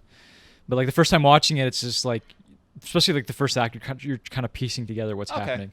Then after that, it's like I kind of get where this is going. Yeah, I think this is I'd give this an 8 or a 9. I'd give 8.5. I'd give it an 8 out of 9. Yeah, I would give it 8 out of 10. Yeah, I'd give it an 8 out of 10. And I'd give it like a B plus. B plus. B plus. I would just give it a solid B. A B. It's a good B. Yeah. You give Takashi. Yeah, I was like, if Takashi Miike like, were yeah, your if you were my student, you came up to me, I'd be like, "This is definitely one of your more tame ones I've seen." You're gonna well like. done. You're growing. Yeah, he made this after Ichi. Yeah, they're all on the same time because Yeah, Audition was 99. Ichi, I want to say it's 2001. I think so. Yeah. And then this is 2002. I don't know how Audition got like so famous. I think some other filmmaker was talking about it. Or I know Quentin Tarantino really likes it. Yeah. It might be that, but Probably. I don't know if it would just be that alone. And I know after this he made Citizen Q, and Okay. yeah, everything I've heard about that one is just it's Okay. crazy. So that might be the next one I watch. Okay. But, yeah. I'll see Dead or Alive. You got. Dead. Like, I want to know what you guys think about it. Like for real, it's like it's just that's a fun one. What's it rated? Like for me, No, or in general, in general. I don't know. Let me see. There were like 8,000 views for it. Okay. So it wasn't like Dead or well Alive. known, but I won't even look up a log line. Okay. You're going in blind. Yeah, going blind. There's gonna like. Oh, yeah, even the premise doesn't give it justice. It's like a Mandy thing where like it kind of like the Oh, execution. yeah. of it. Yeah. It's all right. So are we done with Graveyard of Honor? Pretty much. I think so. Yeah. I think we've pretty much talked everything about When it. the podcast gets huge, That'd be nice.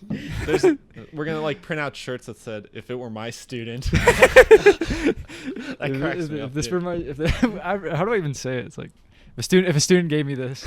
I like thinking about it like that. It's like if I was a teacher. No, I get what you're Yeah. saying. It's like when you're grading something, Yeah. so you might as well look at it like you're the instructor. Yeah. Dead or Alive has a 6.8 out of 10 on IMDb and a Metascore of 49, which means it's love or hate. Yeah, love Yeah. or hate. Yeah. That's Antichrist. Yeah. Did your girlfriend like Antichrist? Yeah. But Okay. she hasn't seen. I think that's the only Lars Von Trier. Oh no. We also watched The House That Jack Built together. Oh. And then I think she watched Melancholia, but Okay.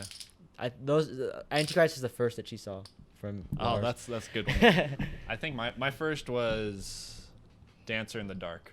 I still haven't seen that one. Dancer Oh, with I Bjork? like Dancer in the Dark. Yeah. Dark. Did you see Breaking the Waves? Oh no, that's the one. Or they're both. Dancer in the Dark's with The fuck Bjork. is- Breaking the Waves is with Emily Watson. They're like very similar though. Okay, no, I very haven't similar. seen that. I haven't Have seen. you seen Dogma? Dogma, the Kevin Smith movie? No. He has his own Dogma. Oh, you're talking about Dogma 95. Yeah, That's his film movement. And Yeah, Harmony Korine made one of the. No. He has a movie. Oh no, it's called Dogtown. No. What the? Dogville. Dogville. He's seen it. I Yeah, haven't I saw seen it yet. Dogville. Did you see it? No, I haven't seen it. He Dude. said, didn't you say it made you mad? Dude, that movie pissed me the fuck off. really? bro. That's what I mean, Lars Von I Trier look back on it and like, cause I watched it when I was like 16. And I was like, fuck, mad, dude. But looking back on it, it's like, all right, I see what he was trying to do, and it worked. What he wanted to do, I'm assuming this is what he wanted to do. It worked. No, he always flawlessly. says like his goal is to make you feel bad or just make you anger Yeah. you. I can see, because he made me feel a very certain way about specific characters, and when it happens, it's like, I mean, I'm not gonna spoil it. Dancer in the Dark, dude. That movie makes me so upset. Really? When he writes the script, he purposely like makes the characters fucking assholes. Yeah. Like, or he's very good at making conflict. Like, I'll definitely give him that. I haven't Okay. seen Nymphomaniac. I don't know. Oh, if really? it's, I've seen both. Yeah. Isn't it a little? Yeah. Well, like the first one is like it's almost like you gotta watch them like together because it's meant to be one movie. If you watch just the first one, Really? if you watch just the first one, then you might think that he made like this fun, enjoyable movie about sex, and then you watch the second one, and then like you don't really want to ever have sex again. Like, I've had it spoiled for me like all the way through. oh really? I watched. Dang. Because the ending of part 2, like it really messed. But also I saw it in like junior high, so like. Well, the guy from Sardanacast, Yeah. YMS, he did a whole video on it where he spoils the whole movie but talks about why he hates it. Uh-huh. And I watched it. It's a really funny video. You might like it if he really shits on it. But like the ending is just like it's made to piss you off. Yeah. That's like the whole point of it. It is. I'm so glad I don't want to be like that if I make movies. Dude. Even the house that Jack built, like with the fucking like Nazi stuff. Oh yeah. Oh yeah. He did this thing he went Oh no, or that was for Melancholia. He doesn't know. But you had to show him the video. You just gotta show him the video, man. Yeah. Okay. You need to see this, Norby. What is Oh, it? Look up Lars Von Trier Con 2011. And well, there was a consequence. He didn't get to go to Con for like. He was banned for like 8 years. Yeah. Oh my god. He did not say that. At Con too. They're fucking French. I will take just 2 more questions, short. Go ahead, and then you. Kate Muir from the Times of London. My question follows on from the German romantic thing. Can you talk a bit about your German roots and the Gothic aspect of this film? And also, you mentioned Gothic. Oh, And also, you mentioned you mentioned in a Danish He looks like such a meme, film dude. magazine also about your He had a new interview come out a interest few in the months ago. Nazi I want to watch it. It's aesthetic, like okay. 2 hours and long. about that, I like to watch those. German I like roots Lars at Von the same Trier. time. Can you tell us a bit more about that? Yes, the only thing I can tell is that I thought I was a Jew for a long time, and was very happy being a Jew. Then later on came Susanne Bier, and then suddenly I wasn't so happy about being a Jew. No, that was a joke. Sorry. But it turned out that I was not a Jew, and even if I'd been a Jew, I would be kind of a second-rate Jew, because there are kind of a hierarchy in the kind of the Jewish. But anyway, I really wanted to be a Jew, and then I found out that I was really a Nazi. What the fuck? Because my family was German, Hartmann. Bro, he's looking at him like, what the fuck? So, yeah. So I what can I say? I understand Hitler.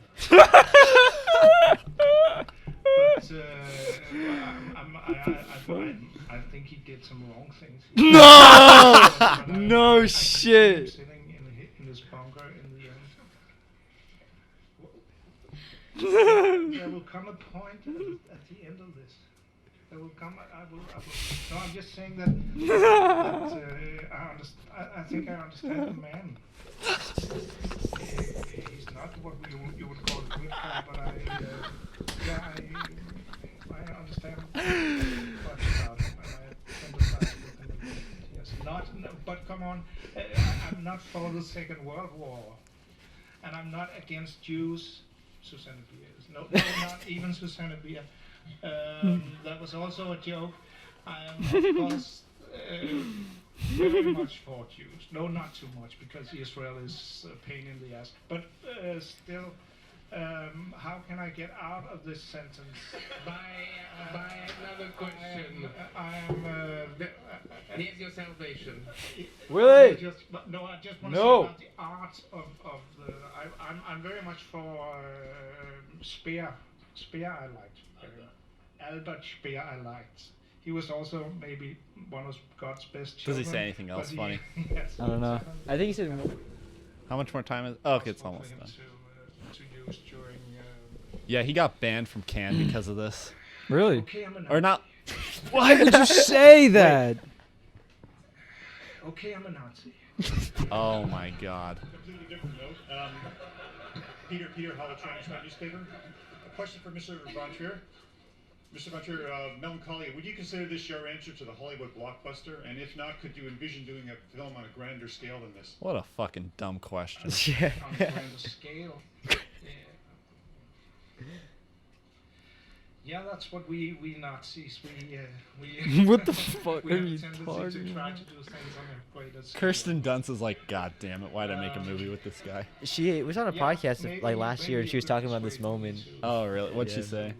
and she was so confused. Final solution. What's this dumb fuck talking about? But she said that like yeah, he's just misunderstood. Well, on the Misunderstood. Yeah, that's like the answer to all that shit. Oh my god, bro. I mean, I don't think That's fucking hilarious. he's definitely. Well, like, do you know about? I don't know if you guys know about like his history, because like, yeah, like he thought this one guy was his dad, but then it wasn't. It was like, on his mother's deathbed, she told him that that's not your real father. It's some other guy, because he thought his dad was this Dang. Jewish guy, but he's actually this German guy, and so he has this like weird resentment towards Jews now. Dude, Like, imagine that your mom's like dying. Yeah. And then she's like, your dad isn't who I said it was. But Yeah, they're like, that's fucked I up. remember reading like about his life. Like, there's so many weird things like about like even just Yeah. like I don't know, whatever. Have you heard about like the depression stuff? Yeah. Well, like it took like so long to make Antichrist, because he would have like just, like depressive Yeah. episodes for like a month, and so they couldn't shoot. They'd have to like he'd just like leave the set for a little bit Yeah. of time. I have the Criterion for it. Oh really? I want to listen to the commentary he has on there. Yeah, I know. I saw, so like they have the special features on the channel, and so I was seeing they actually have a lot of stuff. I watched the Can interviews. Like The with, Can oh, interviews nice. are pretty. They're kind of basic. Yeah, but I just they're wanted to see you interesting. because When you see Antichrist, you're gonna be like, I need to talk to someone about Oh this. yeah. No, yeah, I for real. believe it. Yeah. I believe Yeah. it. So don't.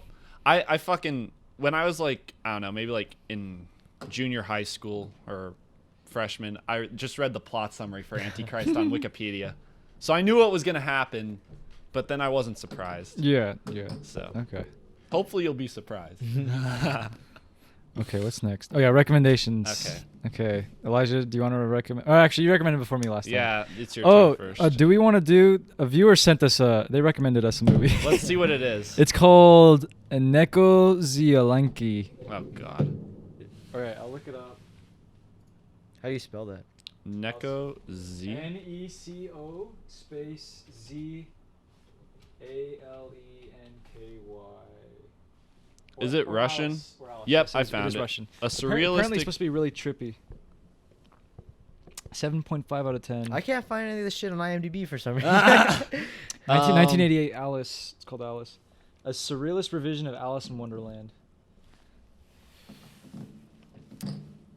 So if we want to do like 3 movies again, or if we That's just want to cool. do 2. Oh, Alice. Alice, yeah. I don't know. Never heard of it. Haven't looked it up. Haven't looked into it at all. All I heard is that it's really trippy. 1988. Well, our next episode's gonna be Probably just you and me. you and me. Probably just back to you and me. Yeah. Then. Alrighty. But we'll think about that. We'll think about it. I'll let it sit. Whenever with you us. want to come on again, too. We usually don't have a guest, Yeah. or sometimes. Well, now that we've done half of our episodes. yeah. I don't Yeah. care if you want to watch it. Yeah, I mean, I might just so like if a viewer wants to send something, I'll be like, oh yeah, we'll watch it. Okay, Yeah. let's find somewhere where we can watch it first. Oh yeah, it might be hard.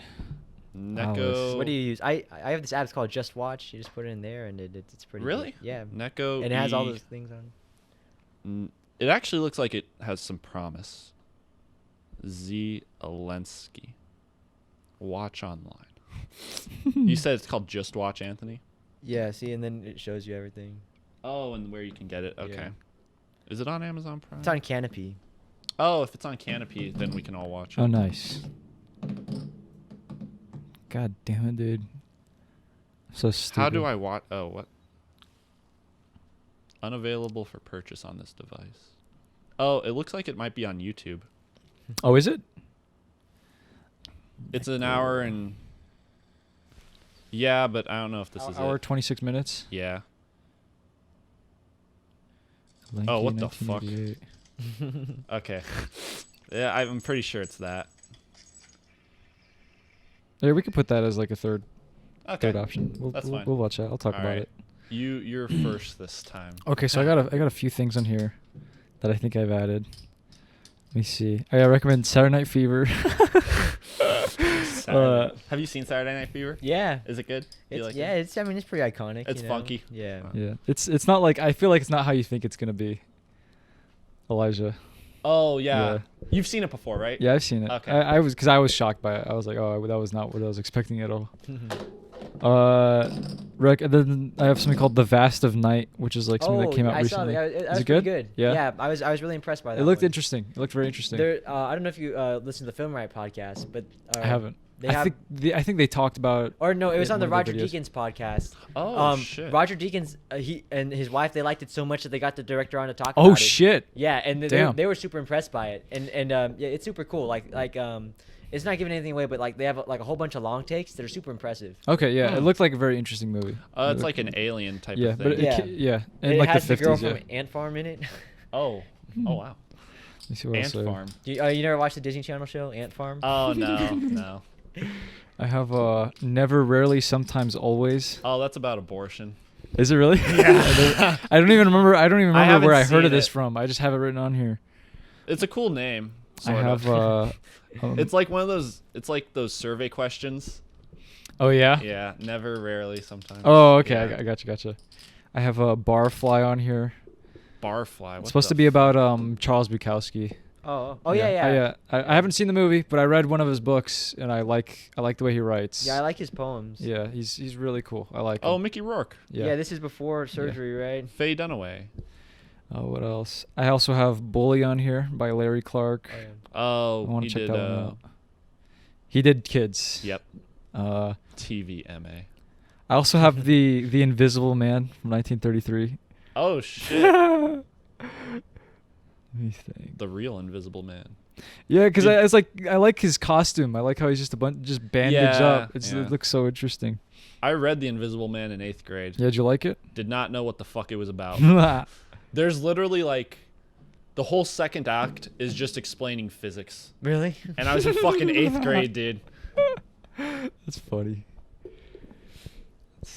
All right. I think. All right. Which one of these sound interesting? Oh, and then there's the Pixote one. Pixote? Pixote. Is that Alex Cox? No. No, it's I forget who made it. It's Brazil. It's Brazilian. Okay. I forget who made it. Oh, it's from Hector Babenco. Probably. Yeah. I don't know. I'm not too good with names. Let's see what else is there in here. Office Space. Hackers. Have you seen Hackers? Yeah, I love Hackers. Hackers looks like a lot of fun. Hackers, like, it inspires me to have a cool nickname. Like, Oh, really? Did you have Miss Offer in high school? No, but I heard the horror stories. No, well, but her home screen is the Hackers poster. Really? Yeah. Oh, okay. I was always cool. so confused, like, what the fuck? Hackers, yeah. Hackers. Very 90s. Yeah. Did you have her for AP World? Yeah. Oh God. But I mean, she liked me. I suffered through it, but How much work was it? Was it pretty? like what they say. Looking back on it, okay. But like honestly, it was probably like one of the best classes for me. Like it taught me a Yeah. whole bunch of stuff. So. Did you have Calkins or Malcolm? Yeah, I had Calkins. I had Miss Calkins. I really loved Miss Calkins. Yeah, but she was the swim coach too. So. So you guys we were always cool. hanging out. Yeah. She said her favorite band in high school was Live. Who the fuck is that? They're almost like a hair grunge band. She lives in like fucking a city out, like not Pahrump, but a different city outside of Las Vegas now. Wow. Because she got married and now they live Oh, out good there. for her. Man, which one? Which one? So many options. Or they do this song. Lightning crashes. Put it in the mic. Let me see. What mic are you? Are you 3? Do the Joe Biden thing. Oh my god, bro. Have you heard the song? No.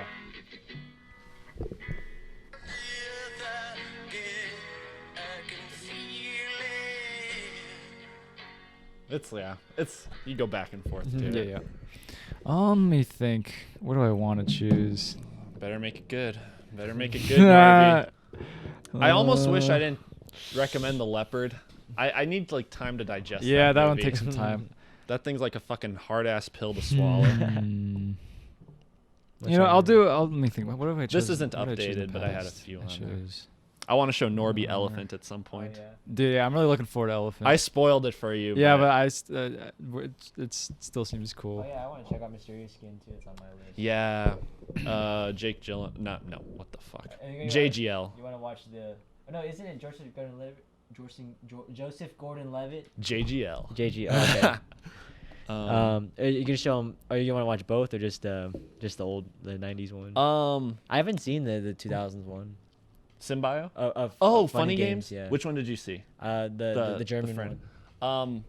I'd probably do the English language just really? because they're the exact same. Yeah. Did you like it? Yeah, I love. I love. love. It's one of my favorite movies. Yeah, me too. Yeah.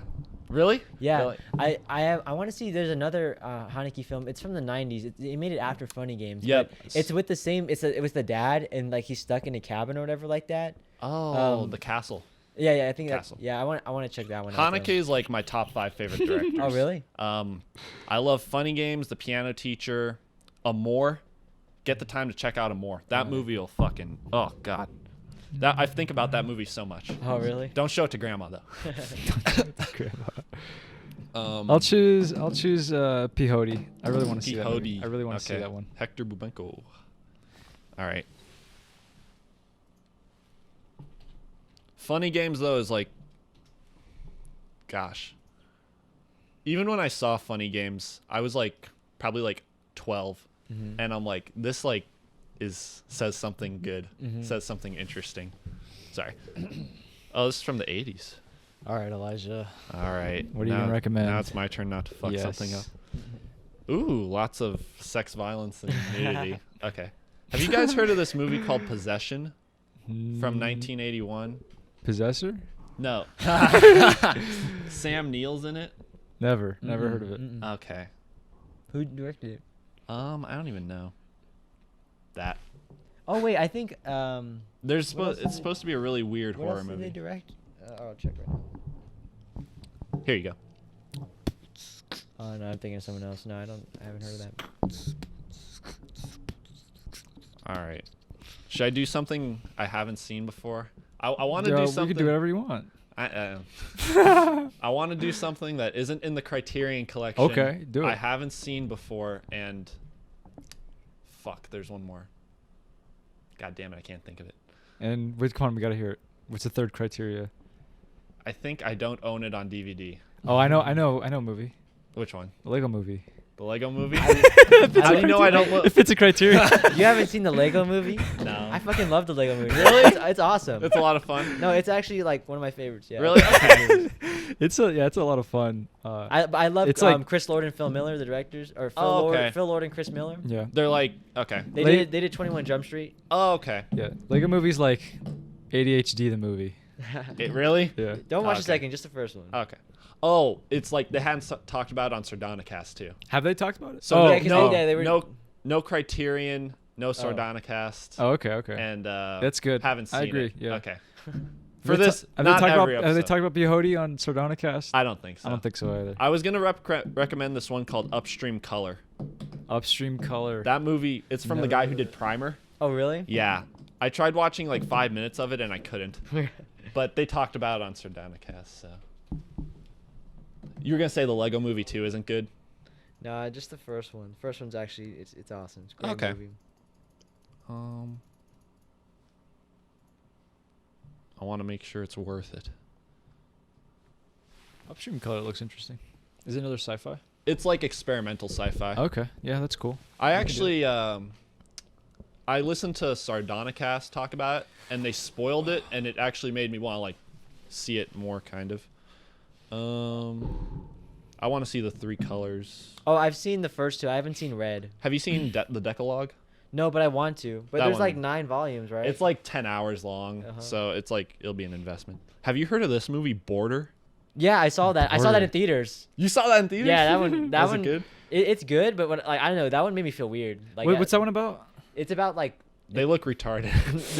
so it's about like I don't want to give it away, but like it's just about like this person that's different, and I don't know how to describe it, but like it's like a gothic fairy tale almost. Is there a Oh, lot? that sounds. I'll probably like that. Is there a Probably lot like to it. talk about with it? Yeah, Really? Okay.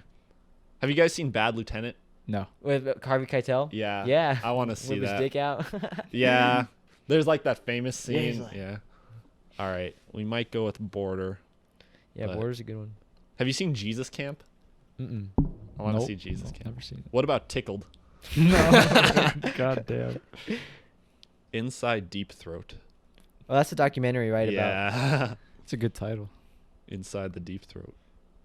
Is it about I porn? could do. Yeah. I could do Rumblefish. Oh, I mean, yeah, we could do that. at some point. There's a lot to talk about there. There's a Criterion though. Yeah, a lot of people like that movie. Yeah, it looks good. I want to talk about Dogville at some point. Oh my god, this made me be so mad. Fucking piss you off. Yeah. I'm sure I'll like it more the second time. All right. Because I know not to I know what to expect. Yeah, it's it plays you like a fiddle. It plays you like a fiddle. That movie played me like a fiddle. I was you like fell into the trap. He slung me up, and got me. If Dogville was a bear trap and I was an animal, he got me good. Have you seen Y Tu Mama Tambien? Yeah. Is it pretty good? Yeah, I really like it. Is it sexy? Very. All right. Let me just make sure. I've seen the trailer for this so much, so I'll probably just go with it. Which one? Probably gonna do Border. Oh, okay. But let me just make sure. Yeah, it's I want to say a Danish film. What was that? Oh, the same. Oh. Oh, it's Danish. Okay. I'm not. I think so. I it's hard to choose one. Cause I don't want to choose one and then be thinking like I wish I chose another. You know what I mean? Yeah. Well, I don't know. I'd be afraid. Like that's why I just choose stuff that I've already seen for things. Oh yeah, I want to Is see that that. pretty good? Yeah. See, like so far, I'm pretty glad with what But I've chosen. I think Yi. Yeah. Okay. God damn it. Fucking. I know I'm gonna think of something when I'm taking a damn shower because I always do, and I'm gonna get mad at myself. Have you seen this? Lives of Others. Guy from Funny Games is in it. Oh really? Yeah. It's a German film. Yeah. I watched a German film a while ago. It was from a trilogy. It was one of Lars Von Trier's friends, like part of the movement. Oh, okay. The Dogma. Yeah, it was called Paradise. It was the Paradise trilogy. Really? Okay. Paradise. I haven't heard of that. There's Paradise Faith and then there's others, but those are pretty good.